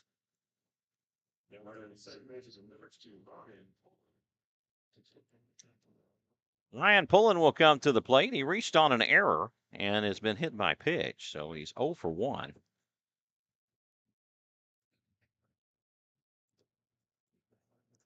He fouls this one off for a strike and gets his foot. Yep, that hurt. He seems to be a ball magnet. He's gonna feel that for a couple of days.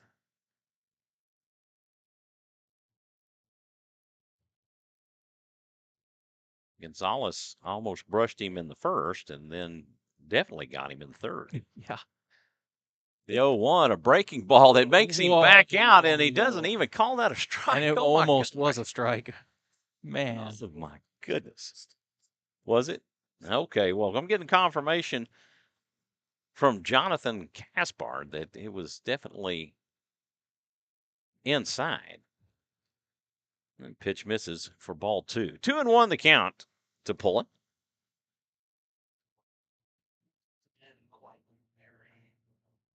One out with nobody on. This is given a ride to the backstop and hits our camera box. Wow. And the count will even up at 2. I guess that would be the drawback, is having that box hit in our camera shift position. Oh, right. The 2-2 delivery. Good pitch. It's fouled off as Pullen just gets a piece of it. Yeah, Pullen spoiled that pitch, but that was a great pitch by Mikey Caputo right there. He had Pullen completely fooled, and Pullen was just able to tip the ball for a foul. Jesus Santana jumping in front of that pitch fouled off. of Tyler Huerta's on-deck fielding percentage. I think that's going to be an error on Huerta. Oh, no. He was the man on deck, and the guy in the hole came out of the dugout to field the ball. Yeah. Make the call. That's how it is. The 2-2, this has popped up and is going to go just out of play. Oscar Salazar makes a great run over at it. And the count stays even at 2.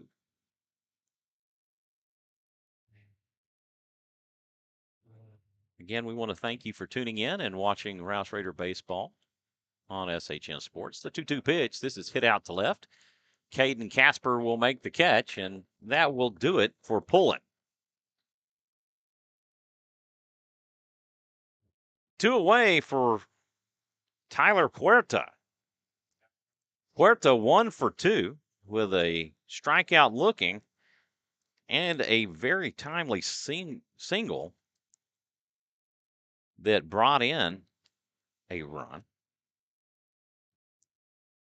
back in the third. In fact, it brought in their first run.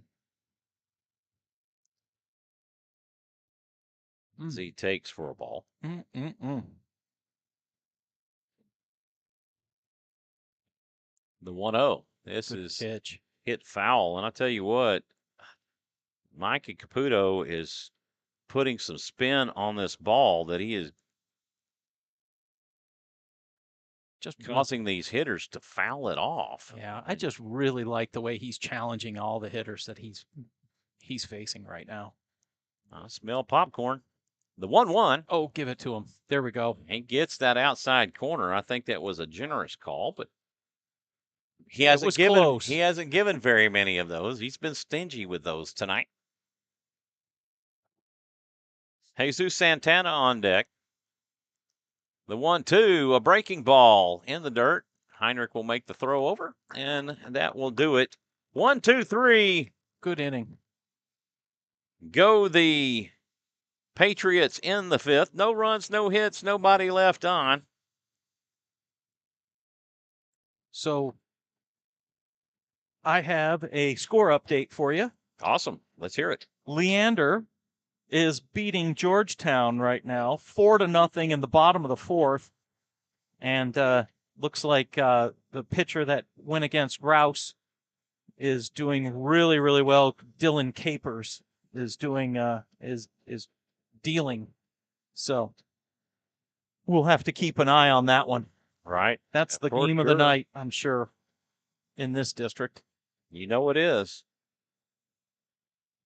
Just as next Tuesday, the one at Georgetown versus these Raiders. Oh, that will be the one all the eyes will be watching.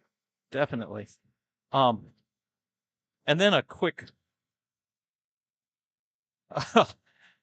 I don't know if this is true or not, but it looks like Tom Brady was just traded. Really? I don't know if that's true or not, but he was traded to the Dolphins. You just never know. He might retired, and that might be wrong information. But anyways, I just wanted to. That would be a big thing. We do have a pitching change. Now pitching for the Patriots, Ben Berglund. Berglund moving over from short. So let's see who the new shortstop is. Can't quite make out his number. Good luck. I can't see that. Looks like Ryan Pullen has moved to short, so we have a new second baseman. Berglund deals for ball 1 to Carter Heinrich. Heinrich, Caputo, and Correjo due up. So second base moved to short. Number 1, Ronnie Gordon. Is that right? Ronnie Goldman is the second baseman.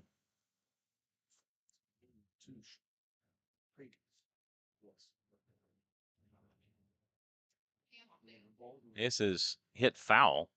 Strike 2. One. Goes to second. Ryan Pullen goes to short.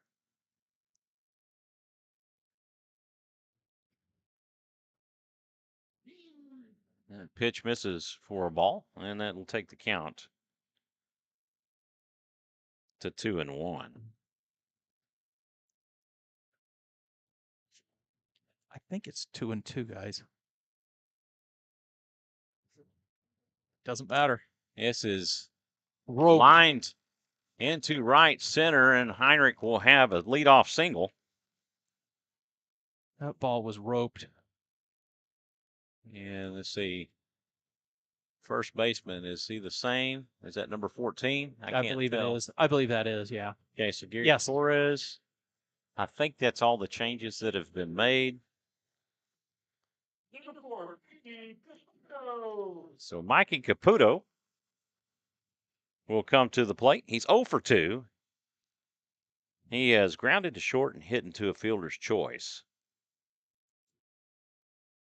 Sam Walsh. Sam Walsh with a stolen base as he took the jump on Berglund quick. It wasn't even close.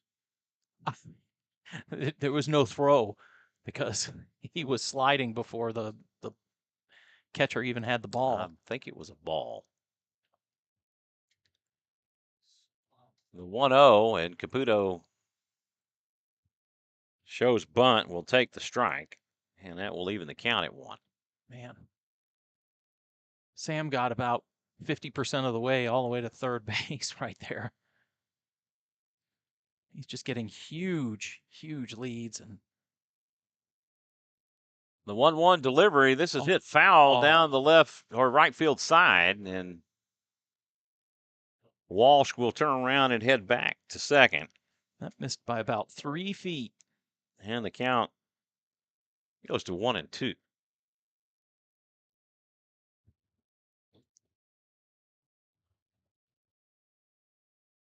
Berglund comes set. He deals low for a ball, and that will even things up. 1 on with nobody out here in the bottom of the 5th. Raiders leading this one 4-2. Colin Correjo on deck.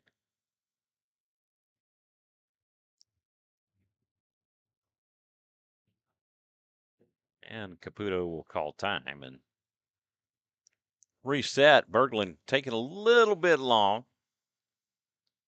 on that. Raiders seeing pitching from a little different angle, going from righty to lefty. A curveball that They got him. Sam Walsh was pulled off. Throw to third will not be in time. Walsh will turn and head home. So Caputo was thrown out. To be honest with you, I believe the baseman came off the bag. I do too. I think, well, Coach Krempine is not going to call that, or he's not going to ask for that. But it's Sam Walsh. He'll get the run. He'll take the run. Thank you. So he will get the RBI fielder's choice. Now batting right field. And the throw will go from 5-3 for the putout. Correjo will take for a ball. And then there will be an E3. And an E3 on the throw. The throw. Pitch in for a strike, and that will even things up. 1-1 the count to Correjo. Pitch down and away for ball 2. And Correjo, man, that guy, he just looms large in that left box. Yep.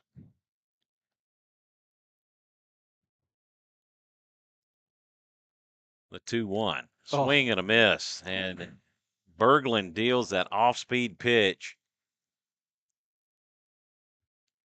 Yeah, you couldn't really ask for a better pitch than that right there. He had a hack at it, that's for sure. Pulls in with that changeup. Again, he comes back with the changeup and gets Correjo to chase for the strikeout. That will bring up the center fielder, Landon Miller.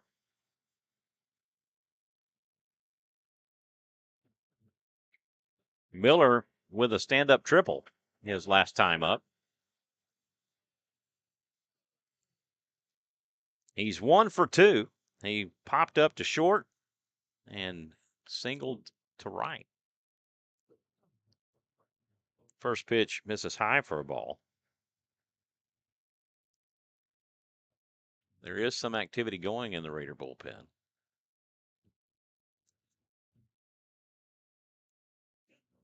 Miller takes for a strike.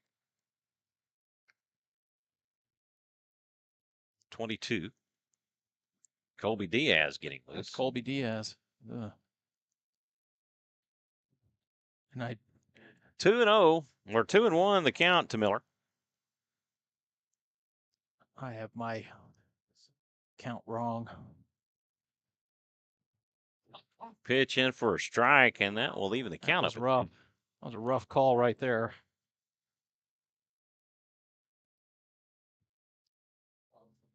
Let's see, the umpire just not very good about showing sign. Mm. And Miller caught looking for strikeout number 2.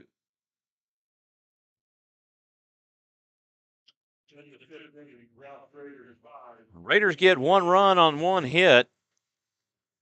They don't leave anybody on. After 5 complete, it's 5-2 Rouse.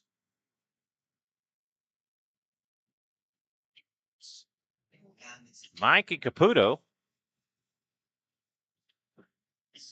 back on to pitch the 6th.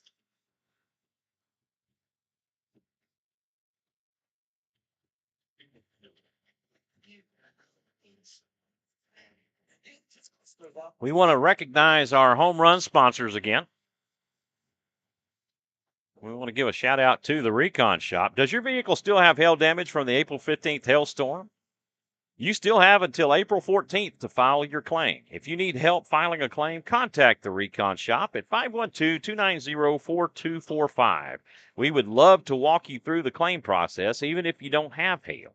The Recon Shop also specializes in minor dents, door dings, creases, and other large dents that do not require paint. For before and after views of what all we can do, visit our website at thereconshop.com. We also want to take an opportunity to recognize Austin Summit Group Realty. Austin Summit Group Realty is proud to support Rouse Raider Baseball and their amazing group of boys and coaches. ASG has been in business for over 22 years and has been ranked in the top 10 by the Austin Business Journal year after year. If you need help with anything real estate related, please call Mikey or Chrissy Caputo at 512-671-HOME, 512-671-HOME.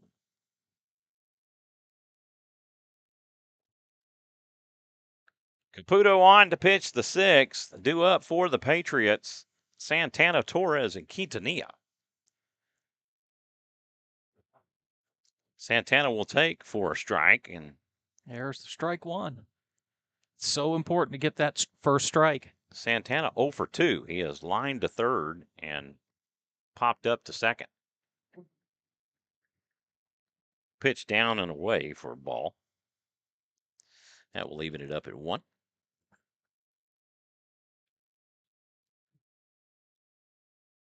1-1 pitch, a breaking ball, a big, nasty hook. Oh, man.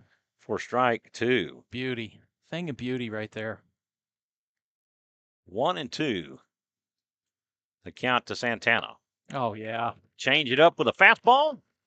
A swing and a miss for strike 3. And that will retire Jesus Santana. Mike Caputo starting to roll a little bit. 1-2-3 inning last inning, and first batter here. It's gotten 4 in a row. It's looking good so far. Gary Torres will stand in. Another one. Pitch in for a strike. Man. Uncle Charlie.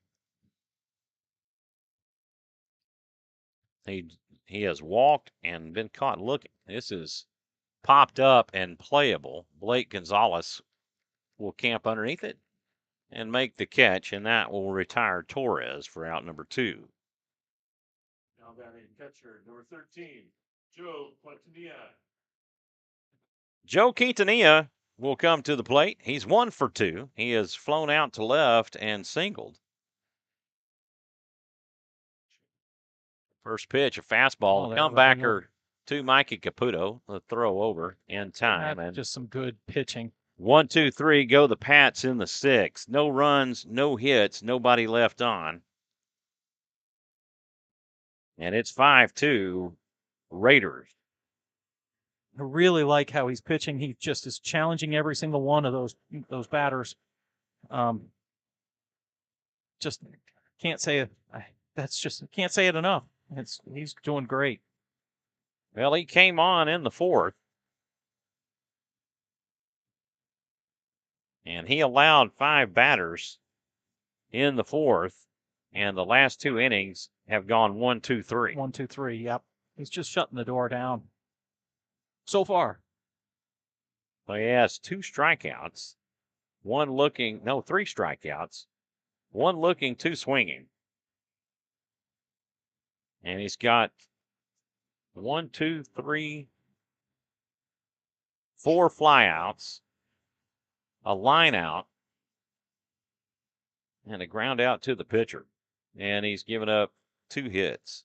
Yeah, that's just he's on a roll. I hope he gets out there for the 7th as well.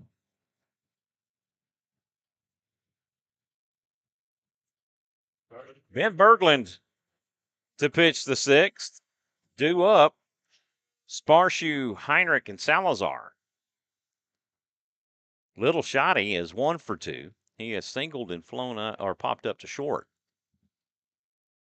First pitch offering gets the outside corner for strike 1. A fastball off the hand of Ben Berglund. Rainer Heinrich on deck. 1 pitch. This is good hit. Hit out toward right. And it goes beyond the outstretched arm to Logan Niederhauser and goes to the fence. Inside the park, home run. Sparshu is going to be held up at third base. That was close to being an in the park home run, but he will have to settle for the triple. Stand up triple. Second triple of the night for the Raiders. Not sure if you saw what happened there in right field. Our camera doesn't catch quite all of right field, but the right fielder dove for the ball and obviously missed it, and the ball went all the way to the wall. This is line to short. The throw to first will not be in time, and that will be an E6 as Heinrich will reach on the error.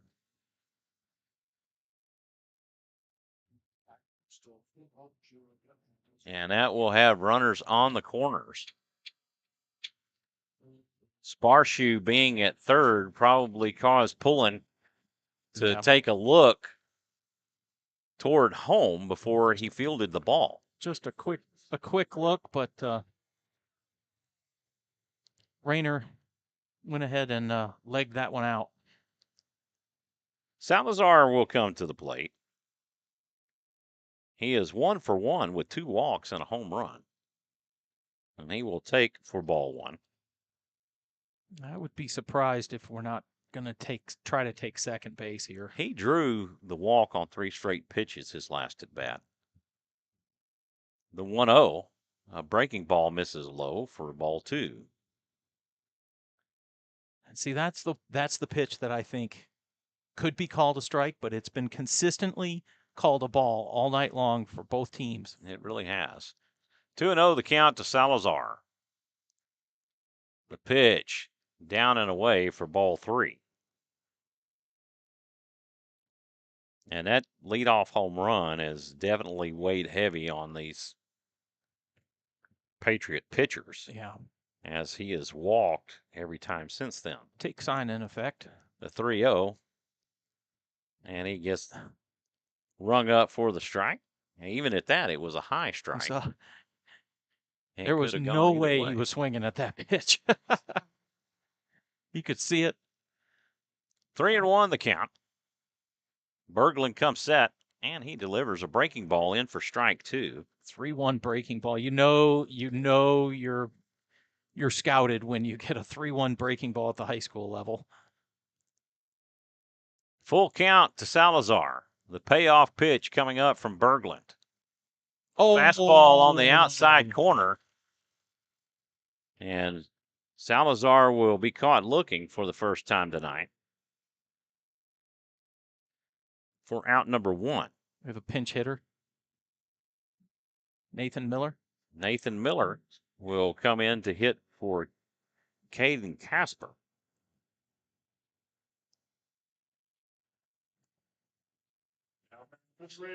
Number 21, Nathan Miller.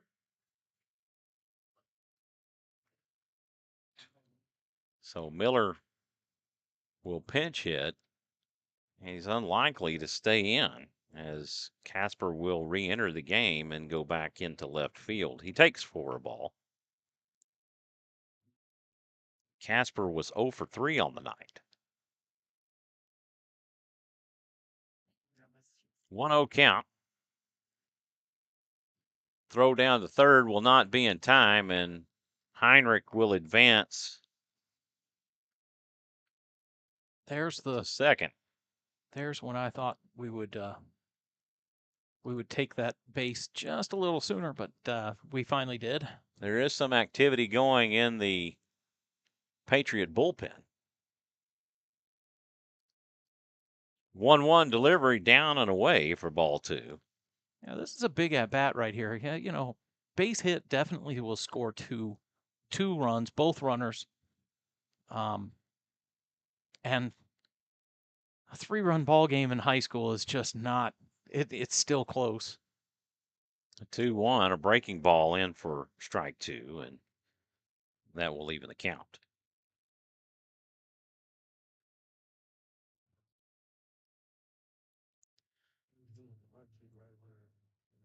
2-2 to Nathan Miller. The pitch. He lays off of a drop third strike. Throw to they let him will go. not be first, and they're going to let him go on the drop third strike. What they didn't want to do is let Joe Sparshoe score from third base, so the catcher held the ball and allowed Nathan Miller to get to first base. Okay. So we're going to get a pinch runner now. And that will burn Miller for the night. I'm guessing this is Carson Voigt. I'm guessing that Casper may be coming back in. Oh, it might be Casper. Who's not paying attention, Caden Casper comes back in. That will definitely draw the ire of his dad. I suspect that Mr. Caspar will be having a little word with his son afterwards. Hey, what were you thinking? You got to pay attention to the game. You got to know what's going on. First pitch in for a strike to Colby Diaz. Boy, that pitch was right down the middle. Diaz is 0 for 1 with 2 walks. He grounded the third, third his first time up, or his last time up. And he fouls this one off for strike 2. Down in the count, 0-2. Hey, a quick update right now. It looks like both Rouse JV teams have won again. So that would be 4 in a row for both JV teams in district. The 0-2. This is a poke out to right, and that will definitely score Sparshoe. The throw home will not be in time. Oh, it is going to say he was in time, but he was under the tag. I really don't understand that. They called him out. So 1-run scores is what I understand. Joe Sparshoe. Sparshoe scores. And who was it that fielded the ball? So it went to the right fielder. Right fielder threw it in, went to the backstop. I want to say there was a third baseman. I'm going to guess the pitcher should have been covering, so it should be 1-2 on the put out of Heinrich, who was caught stealing.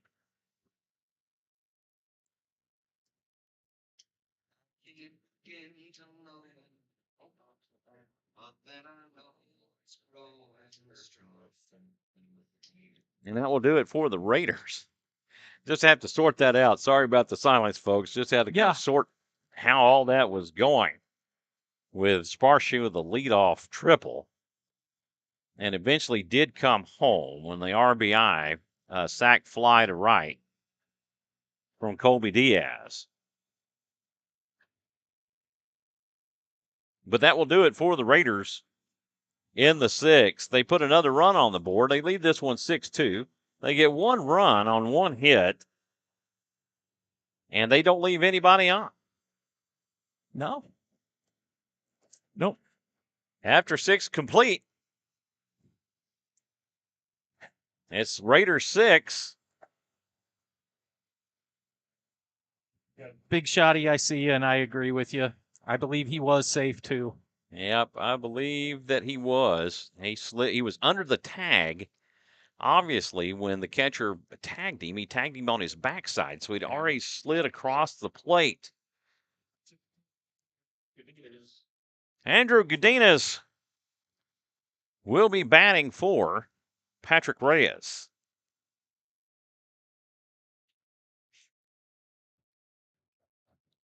And he will foul this one off. Out of play.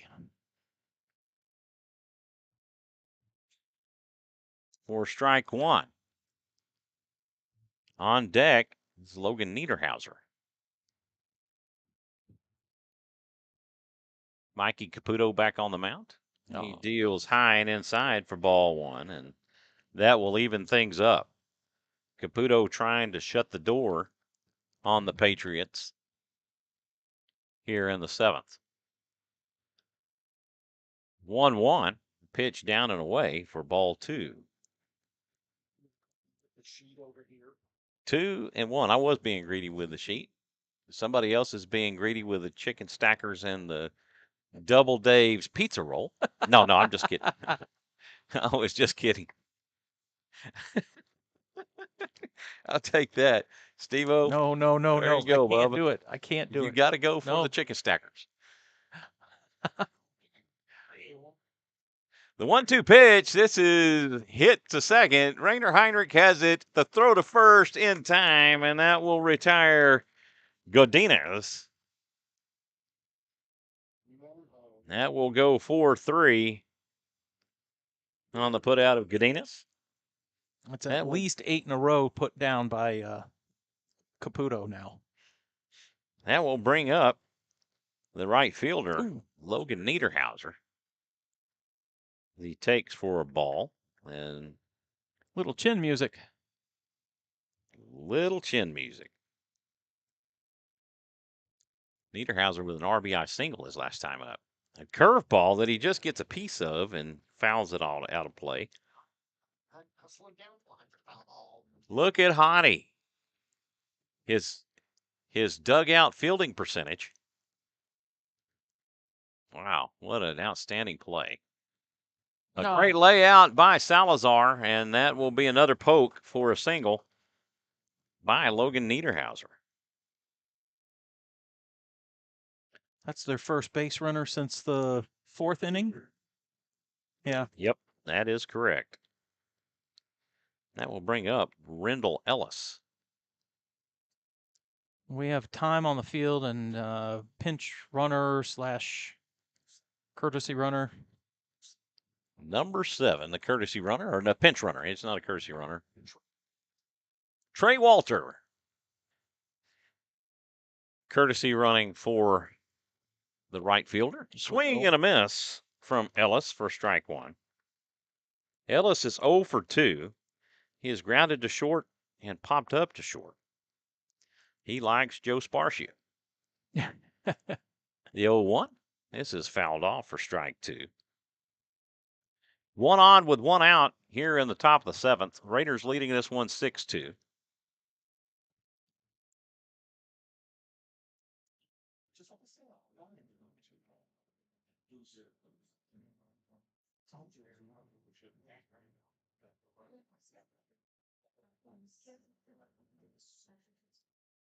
Nothing into the count to Ellis.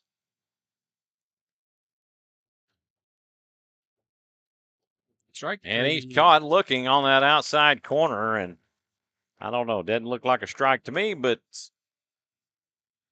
I'll have to defer to Jonathan here. He's kind of sitting more over towards that side and has a better view of the right side. He's 50-50.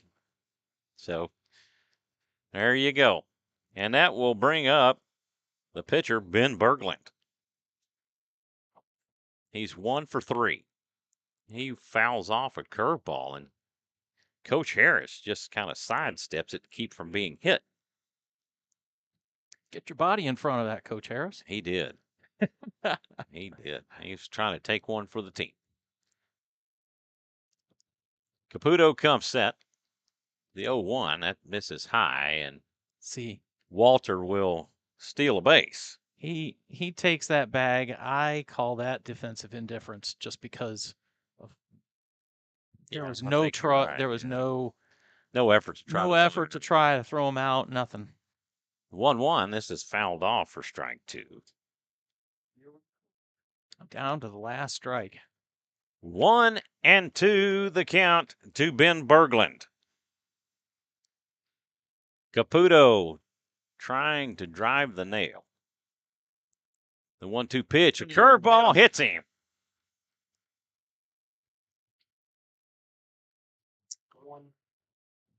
Well, we'll try it all over again. And the one thing that Caputo has not done tonight is give away a free ticket. Yeah, free. And he just gave a free ticket, although it was an expensive one for Mr. Berglund. He was freebie. Gets the hit by pitch and awarded first base, and that will bring up Ryan Pullen. Pullen has been hit by pitch. He's reached on an error and flown out to left. He takes high for a ball. Rouse is definitely playing big right now. They're just playing for the out. That's all they're looking to do. Not really holding on the runners. The runners, if a runner wants to steal a base, they probably could. And then I send that pick. And not in time as Walter dives back in safely. Of course, I say that, and then they hold the runner on. That's great. Great announcing there. Sometimes coaches will make you look silly. Yeah. Fastball in for a strike. There we go. And that will even the count at 1.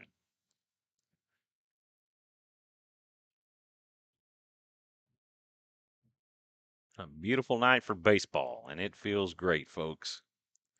Good. Swing and a miss. A little high cheese off the hand of Mr. Caputo. I'd like to see one more of those. Just right 1 down the and middle. 2. Just really challenge him. 2 on with 2 out. Runners at first and second. The 1-2 pitch. This is popped up and playable. Oscar Salazar will camp underneath it, and that will do it. The Raiders pick up their 4th win in the district as they defeat Eastview 6-2 here at Raider Field. Yeah, good solid win. I don't know if it was like, it wasn't a run rule or anything like that, but and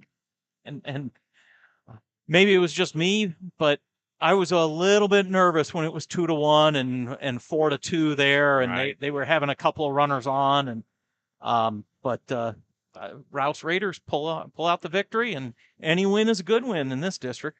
Well, you can't sell Eastview short by any means, nor can you with any team in this district. Anybody can win on any given night, and absolutely they have played teams close. They did get blown out by Georgetown last week, but it's one of those instances where, the wheels just fell off. It wasn't because they were playing necessarily bad baseball. As sure, they just, for them that night, it just did not work. So, but at any rate, I think Rainer Heinrich is out there talking to the Georgetown coach. Sure. and saying, I was safe. I slid under him. I was safe. Yeah. Well, a lot of these guys play on the same summer league team together, and they're friendly. That we're the two high schools are what they're 20 miles apart from one another, Right. So they know of each other, and um, you know it it's a friend. It was a friendly contest tonight. Well, it was a combined win tonight. And I think you're probably going to look at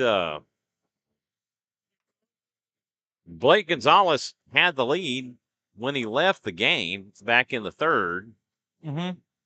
but Caputo goes 4 innings. Yeah. So, do who gets the win? Are you asking who gets the decision in that? Yeah, I'm of the opinion, and maybe Blake Gonzalez doesn't like this idea, but I'm of the opinion that you really need to go at least half the game in order to pick up the win if you're the starter, sort of thing. So that's going to be a decision up to the coaches. Yeah, that's ultimately we can't really say. We can give you our opinion that we think that Mikey went 4. He faced fewer. I'm not going to say he faced fewer batters. Let me look and see how many we have here. So Blake faced 4 in the first, 3 in the second, and 6 in the third. So he faced a total of 13. And Mikey faced 5 in the fourth, 3 in the fifth, 3 in the sixth. So that's 11. And then he faced 5 in the seventh. So that's 16 batters. 16 through 4 innings. So yep. That's a coach's decision. That's not going to be able. That's And a maybe there is decision. maybe there's a hard fast rule for that that I'm unaware of as to how that would be awarded. But anyway, it's a combined win. It's a combined win. Blake Gonzalez and Mikey Caputo. Oscar Salazar with the 2-run shot in the first, and the Raiders never looked back. Yeah, and you know what? I mean, that jump started this team to the victory right there. Even though Eastview was starting to look like they might be clawing back a little bit, they really never they never took the lead from right. that on. They never did. So why don't you close the book on both these pitchers for us? Yeah. So let's see here. You caught me because I was trying to find out anything more about the Leander game. And I couldn't find it here, so that's just neither here nor there. Baseball doesn't get followed as much as what football does. So in Twitter, you could keep up with the various teams because outlets like FLX, ATX, or Mike Barnes, were posting scores throughout the game, so you can keep up with the football games. But baseball is not followed like that. You get to go to Game Changer and find the team and everything else. So anyway, Blake Gonzalez pitched 3 innings. He gave up 2 hits, 1 run. That run was earned, 1 walk, and 2 strikeouts. Mikey Caputo went 4 innings, gave up 3 hits, 1 run. That run was also earned, and no walks, 4 strikeouts. Quite a difference in pitching tonight versus the Tuesday night. Only 1 walk. Just let me see. 2 hit batters. Each pitcher, Blake Gonzalez and Mikey Caputo, both hit a batter tonight as well. Yeah. So Ben Berglund drew 1 and Ryan Pullen drew 1. Yep. So Blake Gonzalez went 50 pitches and threw 28 strikes. Mikey Caputo went 56 pitches and threw 40 strikes. So 40 strikes, that's quite a bit. Yeah, that's a great good. ratio there.